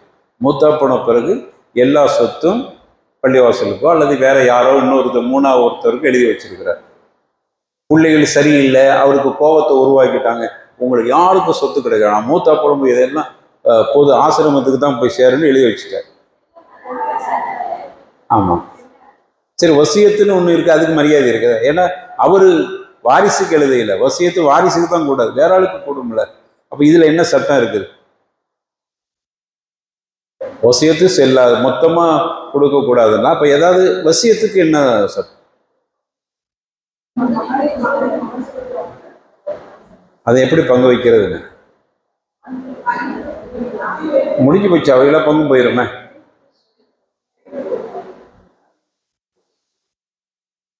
சரி, இப்போ அதுக்கு தான் ஒரு ஹதீஸ். ஏன்னா மார்க்கத்தில் ஒருத்தர் மொத்தமாக வசியத்து செஞ்சாருன்னு வைங்களேன், சொத்துக்கள் பிள்ளைகள்லாம் சரியில்லை, பிள்ளைகள் பிடிக்கல, அல்லது பிள்ளைகள் நல்லா இருக்குது, 2 வகையாக கூட இருக்கலாமே. பிள்ளைகள் ஹயாத்தாக இருக்கும்போது வாப்பா பார்க்கல போவையில், அதனால கோபத்தில் இருக்கார், மூத்தா போயிட்டு அவ்வளோத்தையும் பொது இதுக்கு எழுதி வச்சிருவோன்னு எழுதி வைக்கிறார். அல்லது புள்ள நல்லா அதுதான் நல்லா இருக்குதே, இதெல்லாம் இங்கே எழுதி வச்சிருவோம் அப்படின்னு எனக்கு எப்படியோ மரணத்திற்கு பிறகுன்னு எழுதி வச்சுட்டு வசியத்து பண்ணிட்டு மூத்தா போயிருந்தால் மார்க்க ஷரியத் என்ன சொல்லுதுன்னா, அந்த வசியத்துக்காக வேண்டி முதல்ல வசியத்தை தான் நிறைவேற்றணும். கடனையும் வசியத்தையும் நிறைவேற்றிய பிறகு பங்கு பெறும். வசியத்தை எவ்வளவு நிறைவேற்றுறதுன்னா 3இல் 1 பகுதி வசியத்துக்கு எடுக்கணும். மொத்த சொத்தை 3 பங்கு போட்டு 1 பங்கை வசியத்து செஞ்சதுக்கு கொடுத்துட்டு மிச்சம் 2 பங்கு இருக்குமா இல்லையா, அந்த 2 பங்கை தான் ஆம்பளை பிள்ளை 1 புள்ள, பொம்பளை பிள்ளை 1 புள்ள இருந்தால் அந்த பங்கு அதை 3 பங்கு போட்டு ஆம்பளை 2 எடுப்பார், பொம்பளை 1 எடுத்துக்குவார். எப்போ இது இந்த பங்கு வைக்கிறது? வசியத்தை நிறைவேற்றிய பிறகு. பொதுவாக வசியத்து செஞ்சுட்டு போயிருந்தா 1/3 வசியத்துக்கு போயிடும். 1/3 மட்டும்தான் வசியத்து. மீதி இருக்கிறது தான் பங்கு வைக்கும். இதெல்லாம் யாருக்குன்னா யாருக்கு வாரிசு இல்லையோ அவர்களுக்கு தான் வசியத். மொத்தமாக அவர் வசியத்து பண்ணிட்டு போயிருந்தாருன்னா, வாரிசு கிடைக்கக்கூடாதுன்னு வச்சுட்டு போயிருந்தாருன்னா, இஸ்லாமிய அரசாங்கம் அல்லது அந்த பகுதியில் இருக்கக்கூடிய இமாம்கள் அதை என்ன செய்வாங்கன்னா 1/3 மட்டும்தான் அந்த வசியத்து செஞ்சதுக்கு கொடுத்துட்டு மீதிய வாரிசுகளுக்கு தான். அல்லாஹ் போட்ட சட்டம் அது. அல்லாஹ் பங்கு கொடுக்கணுங்க. நீ என்ன தடுக்கிறது? நானும் உனக்கு ரூபாயை தந்தேன், அல்லாஹ் தானே தந்தான், நான் எப்படி அதை தடுக்க முடியும்? அவன் கெட்டவனா இருக்கட்டும், புள்ள உன்னை கவனிக்காம இருக்க, உனக்கு பிறந்த புள்ள முடிஞ்சுது, அல்லாஹ் போட்டிருக்கிற பங்கு. அப்போ வசியத்துன்னு ஒன்று செஞ்சு அதுக்கு ஒரு மரியாதை இருக்கிற 1/3 வசியத்து. இதுக்கு என்ன ஆதாரம்? அதைத்தான் இப்போ சொல்ல வரேன். அப்போ வசியத்து நம்ம எழுதி வைக்கிறதா இருந்தால் செய்ய வேண்டியது புகாரியில் வரக்கூடியது. இப்போ நான் சொன்னதுக்கு ஆதாரம் புகாரியில் இருக்குது. 1295வது ஹதீஸ். சாத் இப்னு அபி வக்காஸ் ரலியல்லாஹு அன்ஹு, கேள்விப்பட்டிருக்கிறீங்களா? நான் ரசூலுல்லாஹி ஸல்லல்லாஹு அலைஹி வஸல்லம் அவங்களோட ஹஜ்ஜிக்கு போன நேரத்தில் உடம்பு சரியில்லாமல் ஆயிடுச்சு. அப்போ மரண அளவுக்கு ஆயிட்டு, என்னுடைய உடம்பு அந்த அளவுக்கு பாதிக்கப்பட்டுருச்சு. ரசூலுல்லாஹ் என்னை பார்க்க வந்தாங்க. அப்போ ரசூலுல்லாஹ்ட்ட சொன்னேன், இன்னெல்லி மாலன் கத்தீரா, அல்லாஹ் எனக்கு நிறைய பரக்கத் தந்துக்கிறான், நிறைய வசதி வாய்ப்போடு இருக்கிறேன், எனக்கு ஒரே ஒரு மகள் மட்டும்தான் இருக்கிறா, அதனால நான் என்னுடைய பொருளாதாரத்தை நான் ஏதாவது தர்மம் செய்கிறதுக்கு பார்க்குறேன், அதையெல்லாம் கொடுத்துடலான்னு நினைக்கிறேன். பொருளில்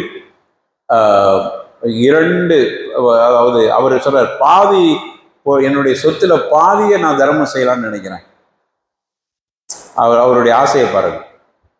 3/2 நான் தர்மம் செய்ய ஆசைப்படுறேன் அப்படிங்கிறார். ரசூலுல்லாஹ் அதையெல்லாம் வேணாம், கூடாதுங்கிறார். அப்புறம் 1/3 அது கூட அதிகம்தான், சரி இருந்தாலும் பரவாயில்லை, உன் பிள்ளைய நாளைக்கு நீ யாசகம் கேட்குற மாதிரி விட்டுட்டு போயிடக்கூடாது அப்படின்னு ரசூலுல்லாஹ் கண்டிக்கிறாங்க. இந்த ஹதீஸ் ஆதாரமாக வைத்து தான் வசியத்து ஒரு மனிதர் பண்ணியிருந்தால் அந்த வசியத்து 1/3 பங்கு தான் வசியத்து போகும், மீதி வாரிசுக்கு போயிடும். அது கூட இப்னு அப்பாஸ் என்ன சொல்றாங்கன்னா 1/3 கூட அதிகம்னு சொல்லிட்டு தான் அனுமதி கொடுத்ததுனால 4/1 பங்கு போட்டு கொடுத்தா நல்லது அப்படிங்கிறாங்க. இது இப்னு அப்பாஸோடைய கருத்து. அப்போ வசியத் மரண தருவாயில் இருக்க வசியத்து பண்ணணும். கடன் இருக்குது, கடனை கொடுங்க, வசியத்துன்னு பண்ணியிருந்தா. இப்போ சொத்து மூத்தா போன உடனே அந்த நம்ம என்ன சொத்தை பிரிக்கிறதுக்கு முன்னாடி கடன் அடைத்து விட்டது, அப்புறம் வசியத்தை நிறைவேற்றிய பிறகு மிச்சம் இருக்கிறத தான் நம்ம கணக்கு போட்டு பிள்ளைகள் பங்கு வச்சுக்கிறோம். சரி, அப்போ வசியத்து ரொம்ப முக்கியமானது. அதுக்கு வசியத்து செய்யணுங்கிறதுக்கு ஹதீஸ் ஆதாரமாக புகாரியில் 2738வது ஹதீஸ். 1/3 பங்கு கொடுக்கணுங்கிறதுக்கு ஹதீஸு 1295 புகாரியில். வசியத்து செஞ்சுட்டு மூத்தா போகணுங்கிறதுக்கு 2738வது ஹதீஸ் புகாரியில்.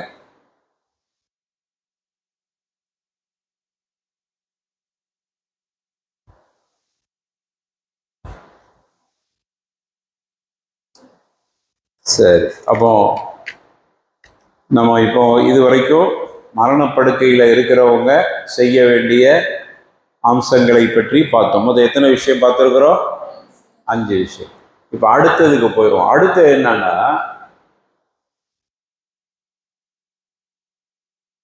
மரண படுக்கையில் இருக்கிறவர், அவர் மரண படுக்கையில் இருக்கிறார், ஆனால் மற்றவர்களுக்கு செய்ய வேண்டிய கடமை. மற்றவர்கள் என்ன செய்யணும்? மேலே சொன்னது மரணப்படுக்கையில் இருக்கிறவர் செய்ய வேண்டியது தான் 5 விஷயம் சொன்னோம். இப்போ மரணப்படுக்கையில் இருக்கிறவர், அவருக்கு பக்கத்தில் இருக்கிறவங்க, அவர்களை சார்ந்தவர்கள் என்ன செய்யணும்? இப்போ நம்ம என்ன செய்யணும்? ஒருத்தர் ஒரு வீட்டுக்கு போகிறோம், அவங்க மரண சூழலில் இருக்கிறாங்க, நம்ம மீது கடமை. முதல் கடமை என்ன கடமைமா? முதல்ல என்ன செய்வோம்?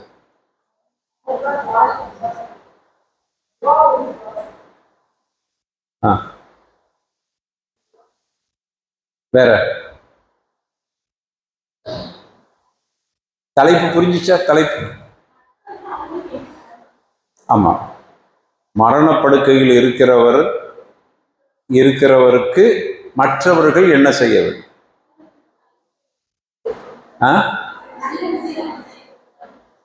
சரி, களிமா சொல்லி கொடுக்க வேண்டும். மற்றவர்கள் செய்ய வேண்டியதுல முதல் விஷயம் என்னது? ஷஹாதத் களிமா சொல்லி கொடுக்க வேண்டும். அதுக்கு என்ன ஆதாரம்? அல்லாஹ்வுடைய தூதர் ஸல்லல்லாஹு அலைஹி வஸல்லம் சொன்னாங்க, சஹீஹ் முஸ்லிம்ல பதிவு செய்யப்பட்ட செய்தி, லக்கீனு மௌதாக்கும் லா இலாஹ இல்லல்லாஹ் அப்படின்னு சொன்னாங்க. மரணப்படுக்கையில் இருக்கிறவங்களுக்கு நீங்க களிமா சொல்லி கொடுங்க, லா இலாஹ இல்லல்லாஹ் சொல்லுங்கன்னு சொல்லி கொடுங்க. ஏன் அப்படி சொன்னாங்க? மன் கான ஆஹிரு கலாமிஹி லா இலாஹ இல்லல்லாஹ் தஹலல் ஜன்னah.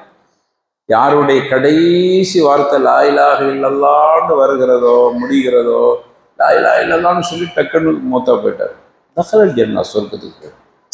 அல்லாஹ் அந்த பாக்கியத்தை நம்ம எல்லாத்துக்கும் தரணும். அல்லாஹும்ம ஜஅல்னா. அப்போ நம்ம அந்த மாதிரி மரணப்படுக்கையில் இருக்கக்கூடியவங்களுக்கு மற்றவர்கள் செய்ய வேண்டிய கடமைகளில் முதலாவது களிமா சொல்லி கொடுக்க வேண்டும். இது சஹீஹ் முஸ்லிம்ல பதிவு செய்யப்பட்ட செய்தி. இரண்டாவது அம்சம், அவருக்காக வேண்டி துஆ செய்தல். நல்ல விஷயத்தையே நாம் பேச வேண்டும், நல்லதுதான் சொல்லணும். அங்கே போயிட்டு இப்படி இருந்தா பாரு, இப்படி போயிட்டாவ, சுருங்கி போயிட்டாவ, அப்படி போயிட்டாவ, பறிஞ்சு போயிட்டாவ, மெலிஞ்சு போயிட்டாவ, எலும்பு தோளமா இருக்கிறாவ, மையத்து மாதிரி ஆயிட்டாவ, அல்லது வேற வேற தப்பான வார்த்தைகள், இந்த மாதிரி தான் இப்படி இப்படி முகம் இருந்தா இப்படியா அப்படியான்னு அவங்க விஷயத்துல தப்பா பேசிடக்கூடாது. இந்த மாதிரி இந்த மொழியை பார்த்தாலே தெரியுது, அவ்வளவுதான், நம்ம பிழைக்க மாட்டா, இவங்களே முடிவு எடுத்தது. நம்ம அப்படிலாம் சொல்ற பழக்கம் இருக்குது பார்த்தீங்களா? ஆனா அது செய்யக்கூடாது. நல்லதை பேசுங்க. அந்த மாதிரி யாரையோ பார்க்க போறோம், நமக்கு மனசுக்கு தெரியுது இந்த மொழி, இந்த தோற்றம், இதெல்லாம் மனசுக்குள்ளேயே வச்சுக்கிறங்க. நீங்க சொல்றது நல்லதை சொல்லு. நம்ம கூட்டிட்டு போன துணை நம்மோடு சேர்ந்தவளா இருப்பா, அவங்கள்ட்ட நம்ம பாட்டுக்கு நம்ம இந்த கதையை சொல்லிக்கிட்டே இருப்போம். அப்போ அது தடுக்கப்பட்டிருக்குது. அல்லாஹ்வுடைய தூதர் ஸல்லல்லாஹு அலைஹி வஸல்லம் சொன்னாங்க,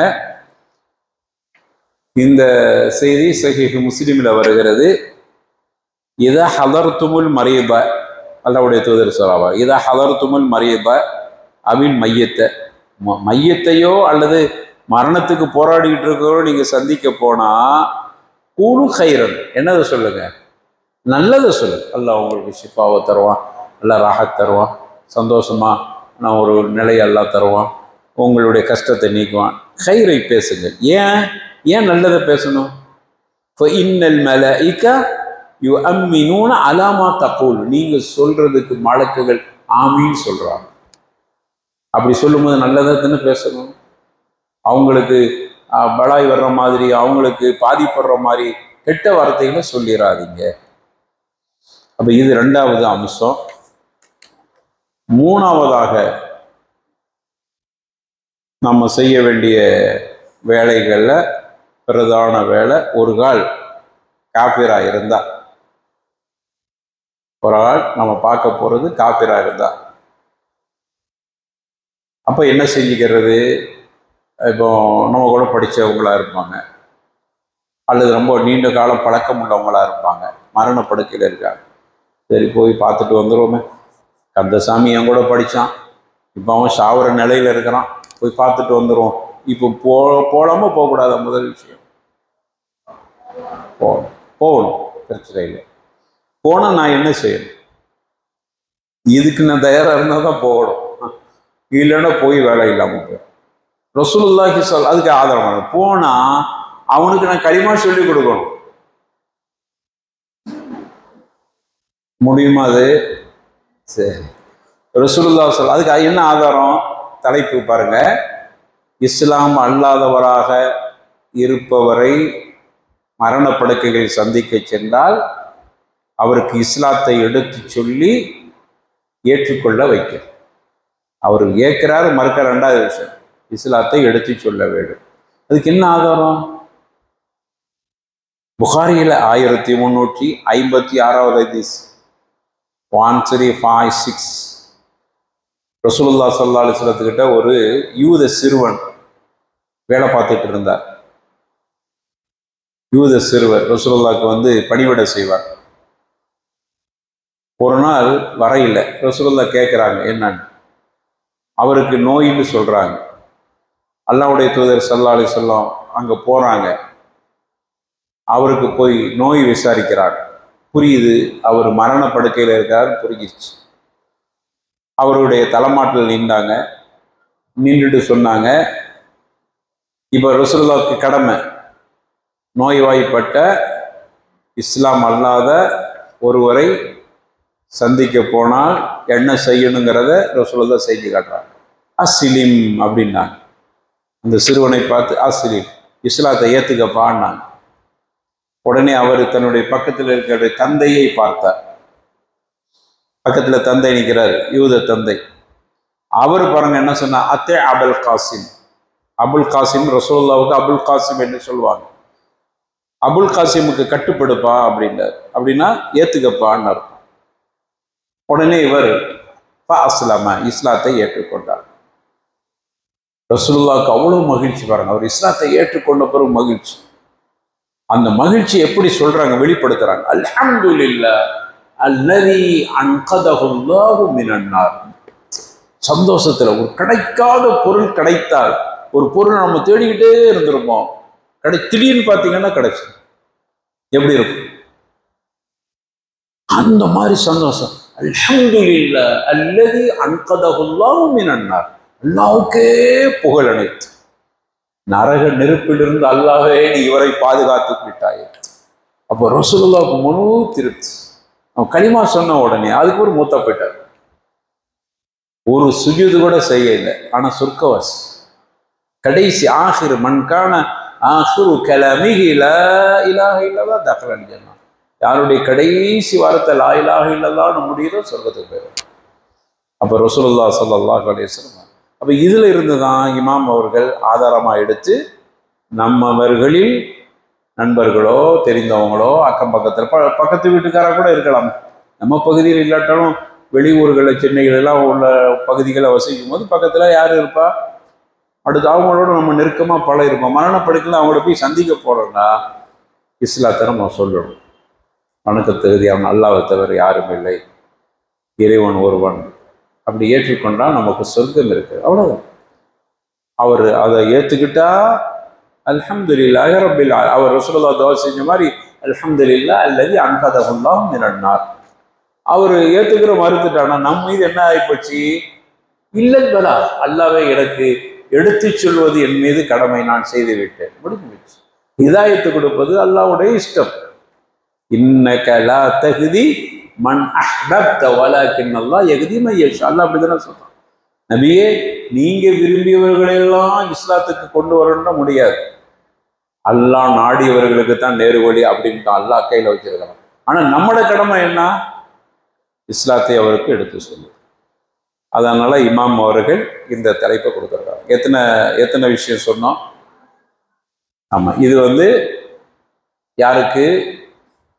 மரணப்படுக்கையில இருக்கும் பொழுது மற்றவர்கள், அவர்களை சுற்றி அவர்களோடு இருக்கக்கூடியவர்களுக்கு செய்ய வேண்டிய கடமை. 2 தலைப்பு சொல்லிடுவோம். ஒன்று, மரணப்படுக்கையில் இருப்பவர் செய்ய வேண்டிய கடமை. 2வது, மரணப்படுக்கையில் இருக்கிறவருக்கு மற்றவர்கள் செய்ய வேண்டிய கடமை. புரிஞ்சுச்சா? 2 பாயிண்ட் சொல்லியிருக்கிறோம். இப்போ என்ன 3வது பாயிண்ட்? 3வது கண்டினியூ பண்ணுவோமா? 3வது, மரணப்படுக்கையில் தானே இருந்தார், இப்போ என்ன செஞ்சிருவாரு? மரணப்படுக்கையில் இருந்தால் இப்போ என்ன செய்ய போறாரு? மூத்தா போயிட்டார். அதான் இப்போ வாகப்போம். மரணித்தவருக்கு மற்றவர்கள் என்ன செய்ய வேண்டும்? ஒருத்தர் மூத்தா போயிட்டார், அப்போ என்ன செய்ய வேண்டியது? என்னமா? அவங்களுக்கு துவா செய்யணும். நீங்க என்னமோ சொன்னீங்களே? ஆமா, துவா செய்யணும், நம்ம செய்யணும். ஆனா முதல்ல அவங்களுக்கு செய்ய வேண்டியது, அவங்களை சார்ந்து செய்ய வேண்டிய வெளிக்கடமைகள் இருக்கு. அப்போ முதல் விஷயம், நம்ம நிக்கிறோம், மூத்த போயிட்டார். இப்போ நம்ம என்ன செய்யறது? நம்ம தலைப்பு புரிஞ்சிச்சா? தலைப்பு என்ன போட்டுக்கிறீங்க? மரணித்த பிறகு அவருக்கு செய்ய வேண்டியவை. முதல் அம்சம் அவருடைய கண்ணை மூடுதல். கண்ணு திறந்துருக்கும், அப்படியே விட்டுட்டோன்னு கொஞ்சம் நேரம் ஆயிட்டு இந்த சூடு போன பிறகு நீங்கள் எவ்வளோதான் மூடினாலும் மூடாது. அப்போ அப்படியே விரிச்சு இருக்கும்போது பார்க்குறவங்களும் பயங்கரமாக இருக்கும். அது மரணித்த பிறகு மற்ற நேரத்தில் கண்ணை விரிச்சிட்டு இருந்தாலே பயமாக இருக்கும். மூத்தா போன பிறகு அப்போ அந்த மையத்தை கண்ணியப்படுத்தும். அதான் மூத்தப்பட்ட நமக்கு அடக்க போகிறோம், அவன் எப்படி இருந்தா அப்படின்னு இல்லை. இஸ்லாம் சொல்லுது, வழக்கது கர்ரம்னா பனி ஆதம். ஆதமுடைய மக்களை அல்லாஹ் கண்ணியப்படுத்தியிருக்கிறான். அவரை கொண்டு போய் அடக்கிற வரைக்கும் கண்ணியப்படுத்துறது நம் மீது கடமை. ஆதமுடைய மக்களை அல்லாஹ் கண்ணியப்படுத்தியிருக்கிறான். இது ஹயாத்தா இருக்கிறவங்க மீது கடமை. மூத்தம் போன உடனே அந்த சூடு ஆற முன்னாடி கொஞ்சம் கண்ணை அப்படியே தேய்ச்சி விட்டுட்டா மூடிடும், இல்லாட்ட கண் அப்படியே விரிஞ்சு இருக்கும். சரி, அப்போ முதல் பாயிண்ட், கண்ணை நாம் என்ன செய்ய வேண்டும்? கசைக்கு மூட வேண்டும். அவருக்கு அவனை துவா செய்ய வேண்டும். கசைக்கு மூடிக்கிட்டு துவா செய்வோம். வெறும் துவா மட்டும் செஞ்சுக்கிட்டு அவரை பாவம் கண் அப்படியே திறந்துட்டு பயம் காட்டுற மாதிரி இருக்கும். அப்போ நீங்கள் செயல்ல அது செய்யுங்க, துவாவும் செய்யுங்க. இந்த ரெண்டுக்குமான ஹதீஸ் முஸ்லீம்ல பதிவு செய்யப்பட்டிருக்கு. ரசூலுல்லாஹி ஸல்லல்லாஹு அலைஹி வஸல்லம் அவங்க அபூ சலமா அவர்களுடைய மரணத்திற்கான ஒரு நிலையில அபூ சலமாவுடைய வீட்டுக்கு போறாங்க. உம்மு சலமாவுடைய வீடு. உம்மு சலமாவுடைய கணவர் தான் அபூ சலமா. அவருக்கு பார்த்தீங்கன்னா கண் அப்படி திறந்து இருக்குது. ரசூலுல்லாஹ் கண்ணை அப்படி கசைக்கு மூடிட்டாங்க. மூடின பிறகு அந்த மக்கள்கிட்ட சொன்னாங்க, இன்ன ரூஹ இதா குபித தபிஅல் பஸரு அப்படின்னாங்க. ஒரு மனிதனுடைய உயிரை கைப்பற்றுகிற பொழுது அந்த உயிர் மேலே போகும்போது பார்வையும் அதை தொடர்கிறது அப்படின்னா. உயிரெல்லாம் அப்படியே வாங்கும்போது என் உயிரை கொண்டு போறாங்களே அப்படின்னு அப்படியே பார்க்குறார். முடிஞ்சு போச்சு, உயிர் அவரை விட்டு பிரிஞ்சிருது. பிரிஞ்ச பிறகு இமை மூடுவதற்கு முடியாது, அதுக்கெல்லாம் ரூஹ் அவரை விட்டு போயிடுச்சு. ரசூலுல்லாஹ் அப்படியே சொல்றாங்க, அவருடைய ரூஹை பறிக்கிற பொழுது அவருடைய பார்வையும் பின் தொடர்கிறது. என் ரூஹு பறிக்கப்படுகிறதே அப்படின்னு பார்த்தவாறியே நம்மகிட்ட இருந்து எனக்கு இயலாத நிலையில என்கிட்ட ஒரு பொருள் இருக்கு, ஒருவர் எடுத்துட்டு போகும்போது நம்மளால என்னதான் செய்ய முடியும்? பறக்க துடிக்க பார்க்க துடிக்க தூக்கிட்டு போறோம், அப்படியே பார்த்து விரைச்சு போயிருக்கும். இதே நிலை அப்படியே சொல்றாங்க ரசூலுல்லாஹ். அகிலிகி, அவங்க குடும்பத்தாரெல்லாம் சுத்தி நிற்கிறாங்க. இந்த செய்தியை கேட்கும் போது அனைவர்களும் திடுக்கிட்டார்கள், அப்படி ஒரு மாதிரி நடுங்கிட்டாங்க. ஒரு மனுஷன் உயிரை கைப்பற்றுகிற பொழுது அந்த மனிதன் என்னுடைய உயிர் போதே அப்படின்னு கண்ணை மேல் பார்த்தவாறே இருப்பான் என்கிற செய்தியை கேட்டவுடன் அவருடைய குடும்பத்தார்களுக்கெல்லாம் ஒரு வகையான திடுக்கம் ஏற்பட்டு, ஒரு வகையான ஒரு அச்ச நிலை ஏற்பட்டது. இப்ப அவர்களை ரசூலுல்லாஹ் அச்சப்படுத்தியே வைக்கிறதுங்கிறது இல்லைல்ல, அவர்களுக்கு திரும்ப ஒரு நிலைக்கு கொண்டு வரணும். சொல்றாங்க, லா ததுஉ அலா அன்ஃபுசிக்கும் இல்லா பிஹைர். இப்போ அவர்களுக்கு அவனை நல்லதுக்காக அவனை துவா செய்ய. ரூஹ் இப்படி போயிட்டே அப்படின்னு நினைச்சுக்கிட்டு நீ வேற தப்பா செஞ்சிடாய். இப்ப துவா செய்யுங்க, கண்ணை கசைக்கு மூடுங்க, அடுத்து நினைச்சிங்க நன்மைக்காக வேண்டிய அவருக்காக வேண்டிய துவா செய்யுங்க. அப்படி சொல்லிட்டு ஃபஇன்னல் மலாயிக யுஅமினூன அலா மா தகூலூன், நீங்க சொல்றதுக்கு மலக்குகள் ஆமீன் சொல்லுவாங்க. துவா என்ன துவா கேட்குறீங்களோ அந்த நல்லவைகளுக்கு மலக்குகள் ஆமீன் கேட்பாங்க அப்படின்னு சொல்லிட்டு ரசூலுல்லாஹ் துவா செஞ்சாங்க.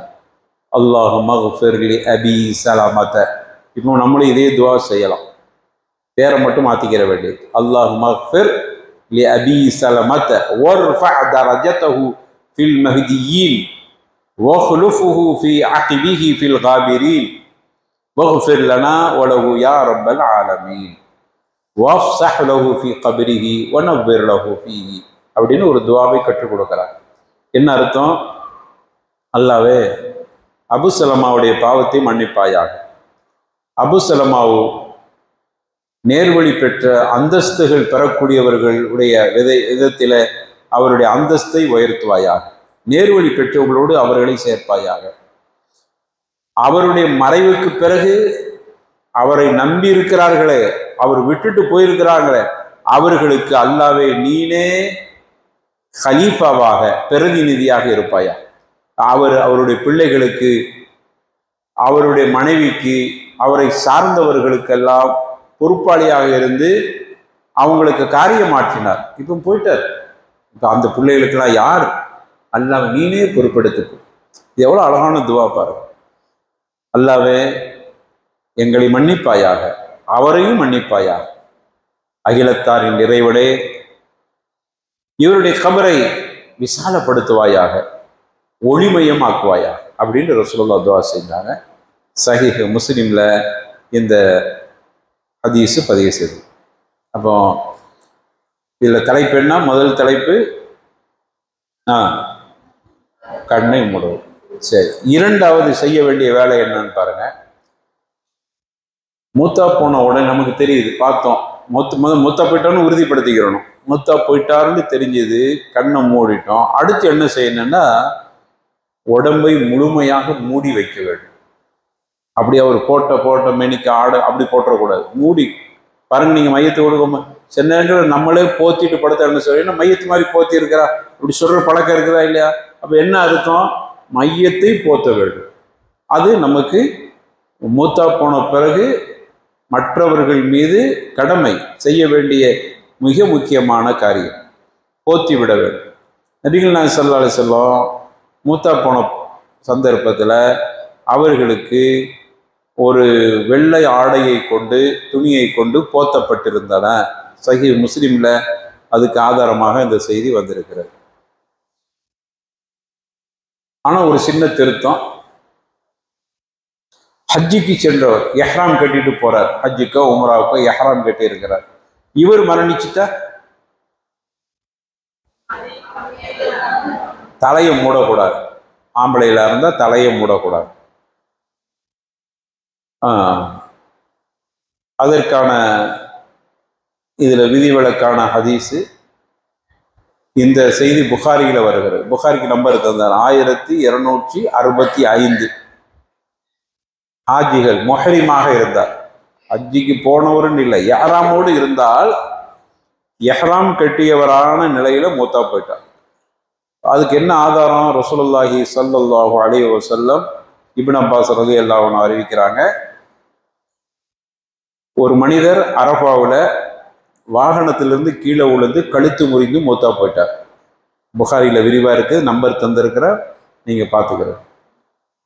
வாகனத்திலிருந்து, ஒட்டகத்திலிருந்து கீழே விழுந்து கழுத்து முறிந்து மூத்தாகி விட்டார். ரசூலுல்லாஹி ஸல்லல்லாஹு அலைஹி வஸல்லம் அப்படி மூத்தானவருக்கு தன்னுடைய நண்பர்கள்ட்ட சொன்னாங்க, யக்ஸுலு பிமாஇ வஸித்ர், இளந்தைகளை கலந்த தண்ணீரை கொண்டு இவரை குளிப்பாட்டுங்க, இவருக்கு கஃன் போடுங்க, 2 ஆடைகளை கொண்டு கஃன் போடுங்க. நறுமணம் பூசக்கூடாது, அவருடைய தலையை மறைக்கக்கூடாது, அப்படியே நீங்க அடக்குங்கன்னாங்க.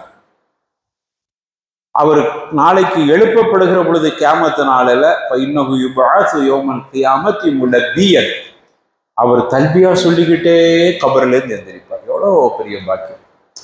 கபர்லேருந்து எந்திரிக்கும் போது லப்பைக் அல்லாஹும்ம லப்பைக் லப்பைக் லா ஷரீக லக லப்பைக் இன்னல் ஹம்த வ நிஅமத லக வல் முல்க் லா ஷரீக லக்.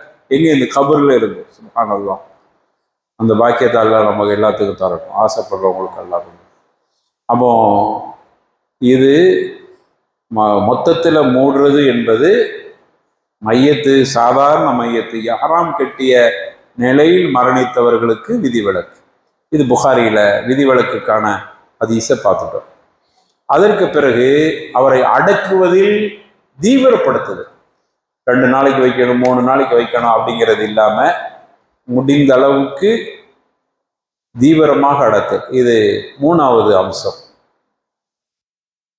மரணித்தவரை வேகமாக அடக்குவதற்கு ஏற்பாடுகளை செய்தல்.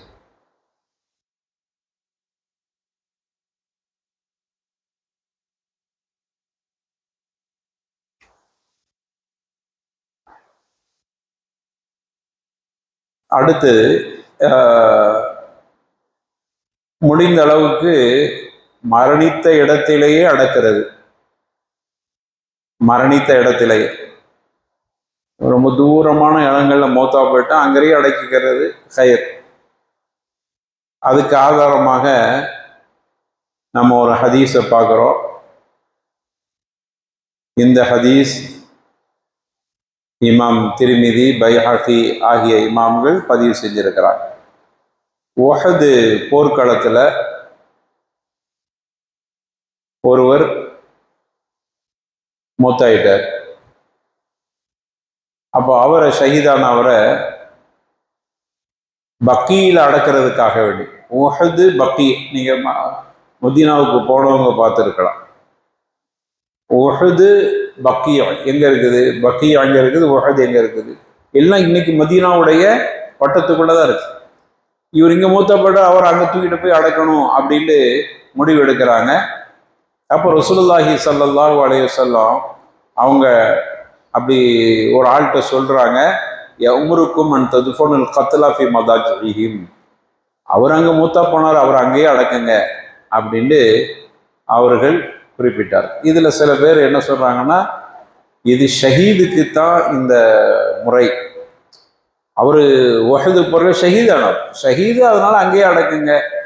இன்னைக்கு பார்க்கலாம், நீங்க பக்கிய ஒரு இடத்துல இருக்குது, பொது மைய, பக்கிங்கிறது பொது மையவாடி. ரசூலுல்லாவுடைய கபர் மஸ்ஜித் நபவி, ரசூலுல்லாவுடைய கபர் ஆயிஷா நாயுடைய வீடு, அதுக்கு எதிர்த்தாப்புல பக்கியா, அது பொது மையவாடி. உஹது போர் நடந்த பகுதி, உஹது மலைக்கு பக்கத்துல போர் நடந்த பகுதி, அந்த பகுதியில யாரெல்லாம் அடக்கப்பட்டிருக்கிறார், பக்கியக்கு கொண்டு வரையில அங்கேயே அடக்கிட்டாங்க. ஹம்சாவுடைய கபர் எல்லாமே அங்கதான் இருக்கு.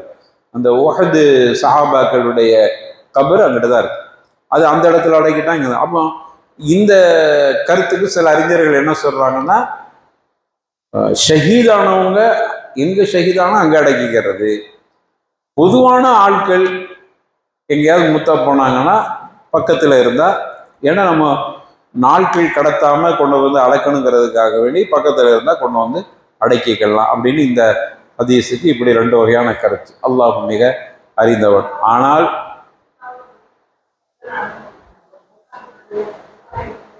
ஆமா ரசூலுல்லா, ரசூலுல்லாவுக்கு தனி சட்டம் இருக்கு. ஹதீஸே தெளிவா வந்துச்சு. ரசூலுல்லாவை எங்க அடக்கிறதுன்னு வரும்போது அது பக்கி, ரசூலுல்லாவுடைய வீடு பாருங்க, இதுதான் பக்கி, ரசூலுல்லாவுடைய வீடு. இங்கிருந்து தூக்கிட்டு போறது எவ்வளவு, ஒரு ரோடு தான். அந்த பக்கம் பக்கி, இங்கேது வீடு, குறுக்க ரோடு மட்டும்தான். அங்க அடக்காம இங்கேயே வீட்டுக்குள்ளேயே அடக்கிட்டாங்க. அதையே அப்படி அடக்கினாங்க. அது இது இமாம் அல்பானி அந்த ஹதீஸை இங்க கொண்டு வராங்க. நபிமார்களுக்கு மட்டும் ஒரு சட்டம் இருக்குது. நபிமார்கள் எங்க மரணித்தார்களோ அந்த இடத்துல, இப்ப இந்த பாய்ங்கிற பாயில படுத்து மூத்தா போனாங்கன்னா இந்த பாயை தூக்கிட்டு அங்கேயே தோண்டி அடைக்கிறது. இப்படித்தான் ரசூலுல்லாவை அடக்கிறது. அது தனியாக ஹதீஸ் வந்துருச்சு. ஆனா இந்த கத்தில் உஹதுல பொதுவாக போர்க்களங்களில் கொல்லப்பட்டவங்க விஷயத்துல அப்படி ஒரு ஹதீஸ் தெளிவா வரையில. அப்ப இதை எதுக்கு என்ன சொல்றாங்கன்னா, இது போர்க்களத்தில் கொல்லப்பட்டவர் அங்க அடக்குங்கன்னு புரிஞ்சுக்கிறோமே தவிர, மூத்தா போனவங்க எல்லாத்தையும் மூத்தா போன இடத்துலயும் அடக்குங்கன்னு அர்த்தத்தை புரிஞ்சுக்கிற முடியாது அப்படின்னு ரெண்டு வகையாக அறிஞர்கள்ட்ட கருத்து. அப்ப நம்ம எப்படி புரிஞ்சுக்கிறது? ரெண்டு வகையான என்ன புரிஞ்சுக்கிறதுனா, நம்ம என்ன பார்க்கணும்னா, மையத்தை மூத்தா போனவோட விரைவாக அடக்க சொல்லி இருக்குது. ரொம்ப தூரத்துல இருந்து கொண்டு வர்றதுக்கு நாள் கணக்குல மாதக்கணக்கில் ஆக்கி அலக்களிக்கிறதை விட அங்கேயே அடக்கிக்கலாம்.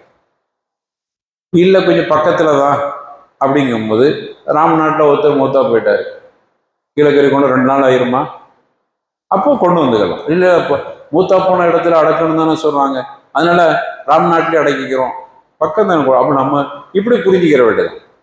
அதனால இப்போ நம்ம செய்ய வேண்டிய வேலை என்ன, நாட்கள் விரயமாகாம சீக்கிரம் அடக்கிறதுக்கு உண்டான தோதுவான வாய்ப்புகள் இருக்கிற பொழுது அதை பயன்படுத்தி கொள்ள வேண்டும். அவ்வளவுதான்.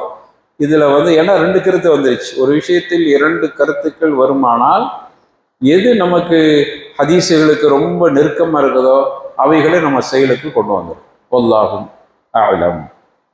சரி, அடுத்தது. ஆமாம், விரைவாக அடக்கணும்னு சொல்றதுக்கு நம்ம ஹதீஸ் தர இல்லையா? ரசூலுல்லாஹி ஸல்லல்லாஹு அலைஹி வஸல்லம் சொன்னாங்க, அஸ்ரிஉ பில் ஜனாஸா. அபூ ஹுரைரா ரலியல்லாஹு அன்ஹு அறிவிக்கக்கூடிய ஹதீஸ். அஸ்ரிஉ, விரைவுபடுத்துங்கள் ஜனாசாவை அடக்கிற விஷயத்துல.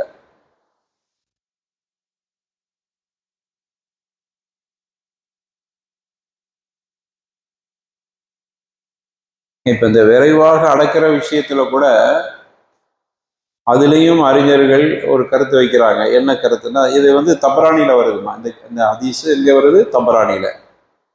என்ன கருத்து வைக்கிறாங்கன்னா, ஜனாசாவை குளிப்பாட்டிய பிறகு தூக்கிட்டு போறாங்க பார்த்தீங்களா, அப்போ விரைவாக தூக்கிட்டு போறது அப்படின்னு தான் புரிஞ்சுக்கிற முடியும் அப்படிங்கிறாங்க. ஆனா அது மட்டும் இல்லை, பொதுவாகவே மூத்தா போயிட்டாங்கன்னா நம்ம காலதாமதம் பண்ணாம இருக்கணுங்கிறது எல்லா அறிஞர்களும் அதை இத்திஃபாக்குன்னு சொல்லியிருக்கிறாங்க. அப்போ நீங்க மூத்தா மையத்தை வேகமாக விரைந்து அடக்குங்கள்னு சொல்லக்கூடிய அபூ ஹுரைரா ரலியல்லாஹு அன்ஹு அவங்க அறிவிக்கக்கூடிய இந்த ஹதீஸ் தபரானில வருகிறது. ஆனால் இந்த ஹதீஸ் மரணித்தவரை வேகமா அடக்கணுங்கிறதுக்கு தானே தவிர, கொண்டுட்டு போகும்போது வேகமாக போகணுங்க அது தனியாக ஹதீஸ் இருக்கு. அது தனி ஹதீஸ். அது அந்த கொண்டுகிட்டு போகும்போது, தூக்கிட்டு போகும்போது உள்ள பாடத்தில் அதை விரிவாக பார்ப்போம். அதனால இதை அதில் பண்ண வேணாம். சில அறிஞர் அப்படி சொல்ல வர்றாங்க. அப்படி இல்லை. அப்போ என்ன அர்த்தம்னா, விரைவாக அடக்கப்பாரு. இப்போ விரைவாக அடக்கிறதுனா எப்படி நம்ம முடிவு செய்யறது? விரைவுங்கிறது நிறைய பேர் கலந்துக்கிறோன்னு இருக்குது. மகன் இருக்கிறார், அவர் அவன் பாப்பாவுக்கு தொலை வச்சு துவா செஞ்சு அடக்கணும்னு ஆசைப்படுறார். கொஞ்சம் தூரத்திலிருந்து வர வேண்டி இருக்குது. அதுக்கு வாய்ப்பு கொடுக்கணும். அப்போ அவர் சென்னையில் இருக்கிறார், வர்றார். வெளிநாட்டில இருந்து உடனே புறப்பட்டாலும் அடுத்த நாள் வந்துடுவார். அப்படிங்கிற போது அந்த மாதிரி கட்டங்களெல்லாம் நாம் தாமதப்படுத்துவதில் தப்பு இல்லை. ஒரு காரணத்துக்காக வேண்டி, என்ன பிள்ளைகள் துவா செய்கிறது இருக்குதா, அதுக்கு ஒரு தனி பவர் இருக்கு. பொதுவாக ஜனாசாவுக்கு கூட்டம் அதிகமாக கூட்டுறது, அது ஜனாசா தொழுகையில் அது சம்மந்தமான பாடம். சில விஷயங்கள் அந்த பாடத்தில் பார்ப்போன்னு சொல்றதெல்லாம் இமாம் சொல்லியிருக்கிறதுனால மீண்டும் அதை சொல்ல தேவையில்லைங்கிறதுக்காக சொல்கிறேன். ஏன்னா அது கரெக்டாக நம்ம அந்த பாடம் வரும்போது அதை சொல்லிடுவோம். நிறைய பேர் தொழுகையில் கலந்து கொள்ளணும் அப்படிங்கிறதுக்கு உண்டான ஹதீஸுகள் இருக்குது. அதையெல்லாம் கவனத்தில் வைத்து நம்ம அதுக்காக மூத்தா போன உடனே அடக்கிறதுன்ட்டு நம்ம அப்படி எடுத்துக்கிற முடியாது. வரணும், ஒரு 50 பேராவது, ஒரு 100 பேராவது கலந்து கொள்ளும் போது சிறப்பு இருக்குது. 40 பேர் கலந்துக்கிட்டு அதுக்கு ஒரு தனி சிறப்பு இருக்குது. அப்போ 40 பேர் கலந்து கொள்கிற அளவுக்கு உண்டான குறைஞ்சபட்ச அவகாசமாவது நம்ம கொடுக்கத்தான் செய்யும்.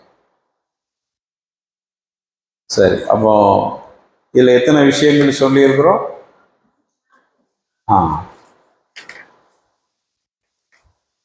அடுத்தது இப்போ சொன்னது என்ன சொல்லியிருக்கிறோம்?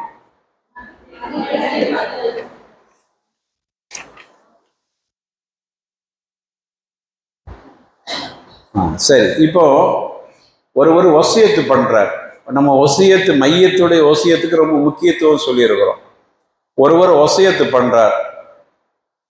எங்க இருந்து பண்றாருன்னா, நான் எங்க மூத்தா போனாலும் சரி, கீழக்கரையில ஓடக்கரை பள்ளியில தான் என்ன அடக்கணும்னு வசியத்து பண்ணிட்டார். இப்ப அது வசியத்தை நிறைவேற்றணுமா? எங்க மூத்தா? சென்னையில மூத்தா போயிட்டார், அல்லது சவுதியில மூத்தா போயிட்டார். வீட்டுல சொல்றாங்க வசியத்து பண்ணிக்கிறாரு. இப்ப வசியத்தை நிறைவேற்றணுமா இல்லையா? அல்லாஹ் சொல்றான், நீங்க மையத்து வசியத்தை செஞ்சா வசியத்தையும் கடனையும் நிறைவேற்றிட்டு தான் சொத்தை பங்கு வைக்கணுங்கிறாங்க. இமாம் அல்பானி ரஹிமஹுல்லாஹ் அதுக்கு பதில் சொல்றாங்க, இது ஆவுசா, இதுக்கு ஹதீஸ் ஆதாரம் பார்க்க முடியாது, இமாம் அல்பானுடைய தீர்ப்பு. இது ஆவுசா பி ஐயும் قال الى بلد اخر لا تنفذ وصيته. ஒரு மனிதன் இன்ன ஊர்ல தான் என்ன அடக்கணும்னு சொல்லி வசியத்தை செஞ்சு மூத்தா போனா அந்த வசியத்தை நிறைவேற்றவே கூடாது. ஹராம் அப்படிங்கிறான். இந்த இடத்துல அடக்கணும்னு சொல்லிட்டு ஒருவர் போறது அதுக்காக நக்கில் அங்கிருந்து இங்கே தூக்கிட்டு போறது என்பது ஹராம். அல்ல மதுஹபி ஸஹீஹில் முக்தார், அதுதான் தேர்வு செய்யப்பட்ட சரியான ஒரு வழியாக இருக்கிறது, சட்டமாக இருக்கிறது. அல்லதி காலஹு அல் அக்ஸரூன், அதிகமானவர்கள் அதைத்தான் சரி கண்டிருக்கிறாங்க. வஸர்ரஹ பிஹி அல் முஹக்கக்கு, அதிகமான முஹக்கிக்குகள் அதை சரி கண்டிருக்கிறாங்க, அதை தெளிவானது என்று சொல்லியிருக்கிறார். இது இமாம் நவவி ரஹிமஹுல்லா அவர்களுடைய ஃபத்வாவை இமாம் நவவிக்கு அதுக்கார்னு ஒரு கிதாப் அல் அதுக்கார் அப்படிங்கிற கிதாபில் பதிவு செஞ்சதை இமாம் அல்பானி எடுத்து இங்கே போட்டிருக்கிறாங்க. அப்போ அந்த வசியத்தையெல்லாம் நிறைவேற்ற முடியாது, அது அப்படி சொல்லவும் முடியாது, அவர் சொல்லவும் கூடாது. சரி, அடுத்தது கடன். ஒருவர் கடன் பட்டிருந்தால் முதல்ல கடனை தான் நம்ம நிறைவேற்றோம். அவருடைய கடனை வச்சுக்கிட்டு நம்ம அவரை தொலை வைத்து அடக்கிறது என்கிற இந்த வேலைகளை செய்வது மிகப்பெரிய குற்றமாகிவிடும். இப்போ கடன் இருந்தால் சொத்தை பிரிக்கிறதுக்கு முன்னாடி கடனை கொடுத்துடணும். ஒன்று. சரி, கடன் இருக்குது, அவர்கிட்ட ஒன்றுமே இல்லை, இப்படி இருந்தால் வாரிசுகள் அந்த கடனை பொறுப்பெடுத்துக்கணும், பிள்ளைகள் எடுத்துக்கணும். சரியான பையனாத்தை கொண்டு கொடுத்து ஆதாரத்தை காமிச்சோன்னா பிள்ளைகள் என்ன செய்யணும், அந்த கடனை அடைக்கிறதுக்கு பொறுப்பேற்றுக்கொள்ளணும். கடன் என்பது மிகப்பெரிய ஒரு ஆபத்து. மறுமையில் அல்லாட்ட போய் நம்ம நிற்கும் போது கடன் அப்படிங்கிற ஒரு நிலையில் ஒருவர் இருந்தார் என்றால் அவருக்கு அல்லாஹ் ரப்புல் ஆலமீன் அவருடைய நன்மையை வாங்கி கொடுக்க ஒரு நிலை ஏற்படும். நன்மை இல்லாட்டா அவருடைய பாவத்தை அடுத்தவருடைய பாவத்தை இவர் சுமக்க வேண்டிய ஒரு நிலைக்கு தள்ளப்பட்டு விடுவார். அதனால மரணித்தவர்களை அடக்கிறதுக்கு முன்னாடி அது சம்பந்தமான கடன்கள் எதுவும் இருக்குதா, கடன்கள் இருந்தால் கடனை அடைப்பதற்குண்டான ஏற்பாடுகளை செய்ய வேண்டும். இது ஒரு இஸ்லாமிய நாடாக இருந்தால் அவர் கடன் பட்டிருந்தால் அவருக்கு சொத்து இல்லை ஒன்றும் இல்லைன்னா பைத்துல் மால்ல இருந்து அந்த இஸ்லாமிய அரசாங்கம் கடனை அடைத்து விட்டு அவரை அடைக்கிறதுக்கு உண்டான வழிகளை செய்வாங்க. இது சம்பந்தமான ஆதாரங்கள், கடனை அடைக்கணுங்கிறது மட்டும்தான் நீங்கள் தலைப்பாக போட்டு வச்சுக்கிறீங்க. இதுக்குள்ள ஆதாரங்கள் தொழுகை படத்தில் நம்ம இமாம் அல்பானி நிறைய ஹதீஸை கொண்டு வந்திருக்கிறாங்க. ஏன் அதை தொழுகை படத்தில் கொண்டு போய் சேர்த்துருக்கிறாங்க தெரியுமா? இங்கே சொல்கிறோம், மூத்தா போனவர் ஒரு மூத்தா போயிட்டா மற்றவர்கள் செய்ய வேண்டிய கடமைகளில் கடன் சொல்லிட்டோம். ஆனால் அப்படின்னு சொல்லிட்டு கடன் பட்டவருக்கு கடன் அடைக்கிறதுக்கு கடன் அடைச்சிட்டு தான் தொழு வைக்கணுங்கிற மாதிரி சொல்கிற ஹதீஸுகள்லாம் எங்கே பதிவு செஞ்சுருக்கிறாங்க இமாம் அல்பானி? தொழுகை படத்தில் ஜனாசா தொழுகை ஏன் அங்கே பதிவு செஞ்சாங்க என்று சொன்னால், ரசூலுல்லாஹி ஸல்லல்லாஹு அலைஹி வஸல்லம் தொலை வைக்க முன்னாடி கடன் இருக்குதான்னு விசாரித்து கடன் இருக்குது அதை நான் அடைப்பேன்னு யாரோ பொறுப்பெடுத்து கொண்டால் மட்டும்தான் தொலை வைப்பாங்க. அதனால இப்படி இருக்கிறனால இந்த ஹதீஸெல்லாம் அங்கே திரும்பவும் வரக்கூடாது, மடைக்கு வரக்கூடாதுன்றதை அங்கே பதிவு செஞ்சுருக்கிறாங்க. அப்போ நீங்கள் என்ன பண்ணணும்னா தலைப்பு அந்த மையத்துக்கு உண்டான கடமை, மையத்துக்கு மற்றவர்கள் செய்ய வேண்டிய கடமைகளில் கண்ணை மூடுறது, கண்ணை கசக்கி மூடுறது அப்படிங்கிற வரிசையில் கடன் இருந்தால் கடனையும் அடைக்க வேண்டும். இதற்கான ஆதாரத்தை தொழுகை பாடத்தை பார்க்கலாம் இன்ஷா அல்லாஹ்.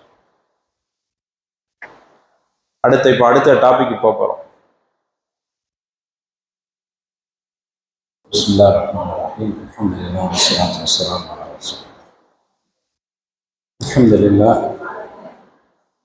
அருமையான சகோதரிகளை, இப்போ மரணித்தவருக்கு அவர்களுடைய நெருக்கமானவர்கள் செய்வதற்கு அனுமதிக்கப்பட்ட அம்சங்கள் முதல்ல செய்ய வேண்டிய அவசியம்னு பார்த்தோம். இப்போ பார்க்கறது அனுமதிக்கப்பட்ட அம்சம். அனுமதிக்கப்பட்ட அம்சங்கள் எடுத்துக்கொண்டால் முதலாவது மையத்தின் முகத்தை திறந்து வைத்தல், மையத்துக்கு முத்தம் கொடுத்தல். இது அனுமதிக்கப்பட்டது, சுன்னத்துலாம் தடுக்கப்படவும் இல்லை. மையத்தினுடைய முகத்தை திறந்து வைத்தல், மையத்துக்கு முத்தம் கொடுத்தல். மையத்துக்காக வேண்டி அழுதல் அனுமதிக்கப்பட்டது. அழுகன்னா 3 நாள் அழுதுக்கலாம். அந்த அழுகைக்கு வரம்பெல்லாம் இருக்குது. இவ்வளோ அனுமதிக்கப்படும். அழுகணும் கண்டிப்பாங்கிறது இல்லை, அழக்கூடாது அப்படிங்கிறது இல்லை, அழுகிறது அனுமதி. சரி, இப்போ ஒவ்வொன்றா பார்ப்போம். 3 விஷயம் சொல்லிக்கிறோம். ஒன்று, முகத்தை திறந்து வைத்து, மொத்தமாக மூடணும். முகத்தை மட்டும் திறந்து வைக்கலாம்னா வைக்கலாம். முகத்தை மூடியும் வைக்கலாம், திறந்து வைக்கலாம். முத்தம் கொடுக்கலாம், முத்தம் கொடுக்காம இருக்கலாம். அதுதான் ஜாயிஸுங்கிறது. அழுவும் செய்யலாம். அவன் என்ன அழுவவே மாட்டேங்கிறா, முத்த பொழுது உன் மகன் அல்லது மாப்பிள்ளை அல்லது காக்கா தம்பி அழுவாமே இருக்கிறிய அப்படின்னு கேட்கவும் கூடாது.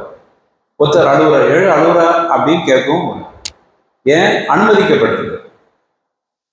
சரி, இதுக்கு ஆதாரமா சஹீஹ் புகாரியில 1244வது ஹதீஸ். ஜாபிர் இப்னு அப்துல்லா ரலியல்லாஹு அன்ஹு சொல்றாங்க, 1244 1244 லம்மா குத்தில அபி, என்னுடைய தந்தை கொல்லப்பட்ட போது நான் ஆடையை நீக்கி அவர்களுடைய முகத்தை திறந்து வைத்து அழுதேன்.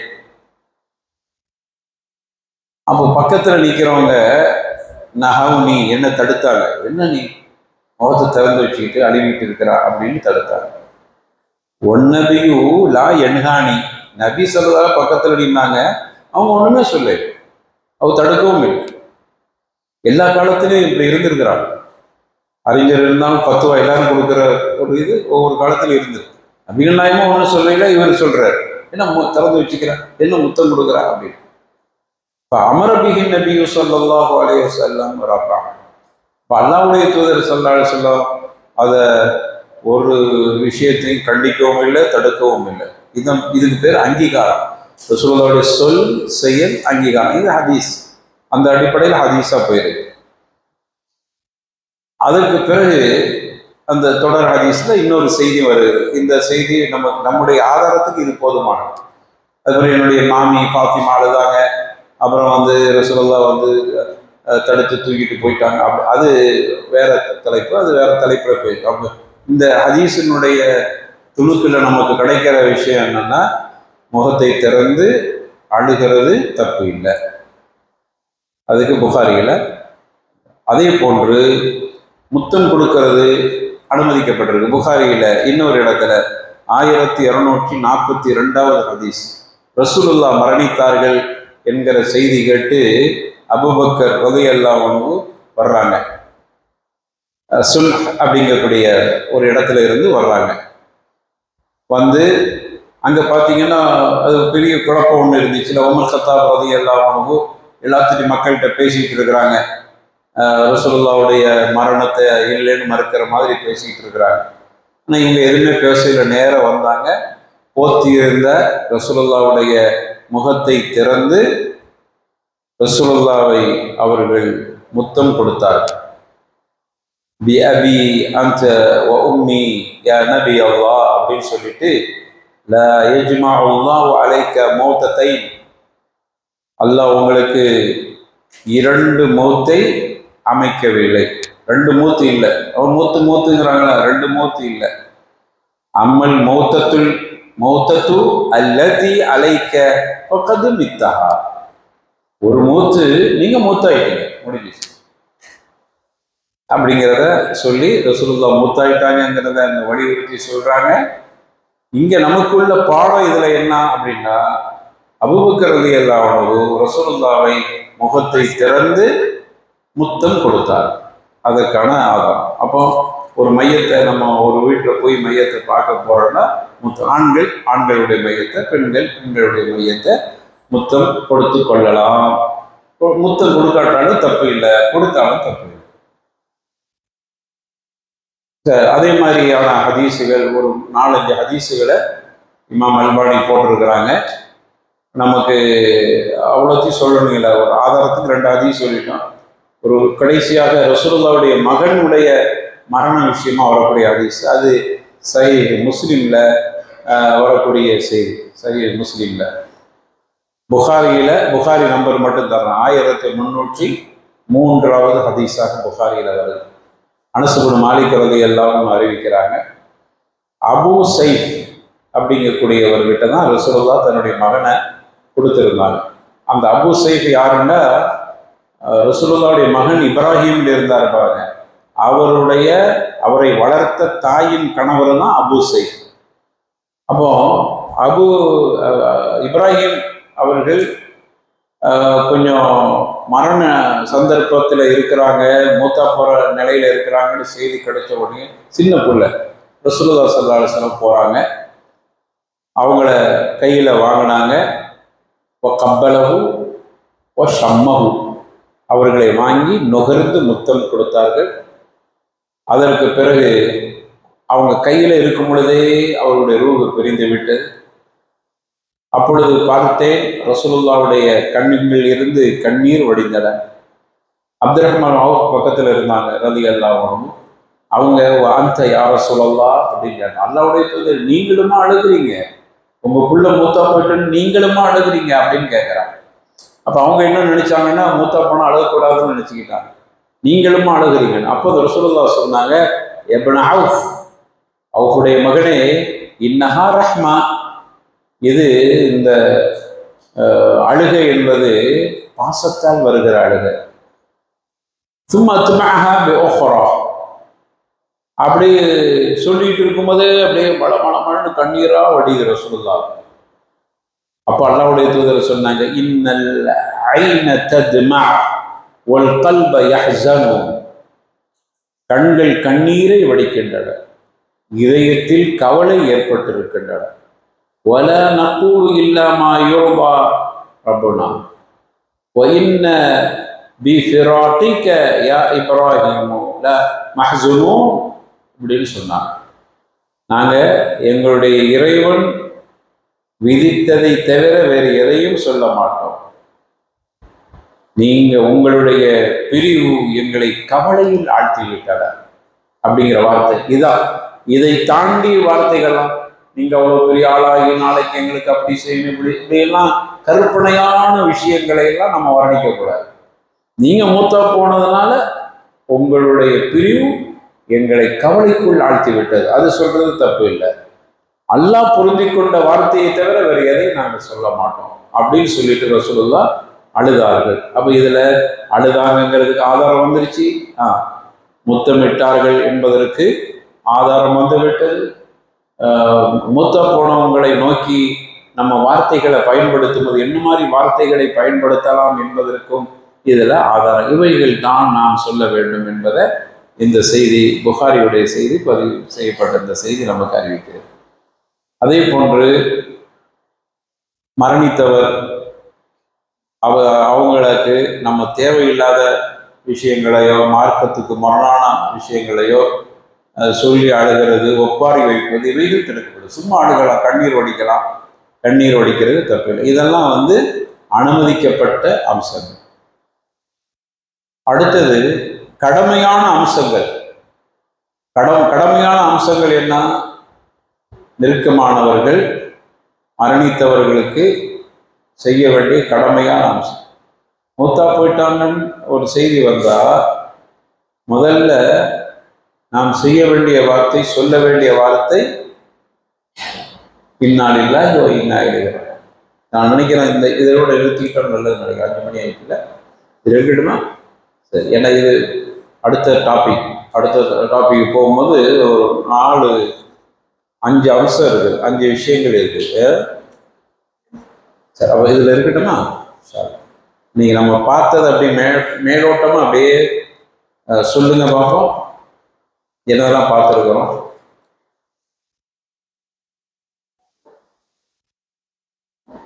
நீங்க சரியா புரிஞ்சிருக்கிறீங்களா நான் தெரிஞ்சுக்கிறேன். முதல் பாடம் என்னது? என்ன எத்தனை அம்சம் சொன்னோம் அதுல? நீங்க எவ்வளவு சீக்கிரம் சொல்றீங்களோ அவ்வளவு சீக்கிரம் முடிச்சிடலாம். 5 விஷயம். 1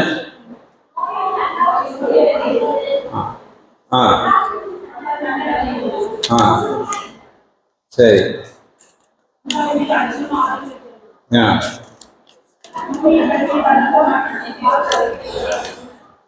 கேட்பதா இருந்தா அதுக்கு ஒரு துவா.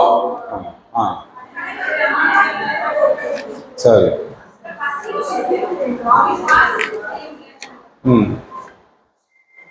அடுத்தது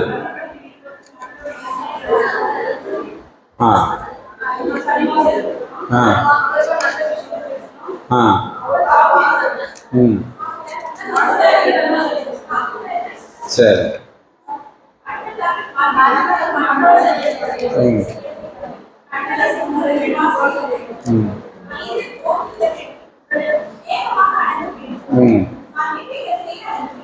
சரி.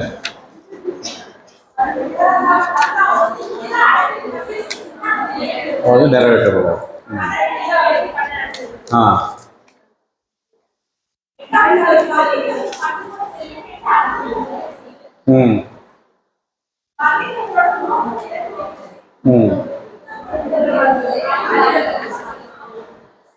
சரி. மாஷா அல்லாஹ், பரக்கல்லாஹு ஃபீக். சரி, நம்ம அடுத்த பாடங்கள் 2 நாள் மாதிரி நம்ம வச்சுக்கிறோம்.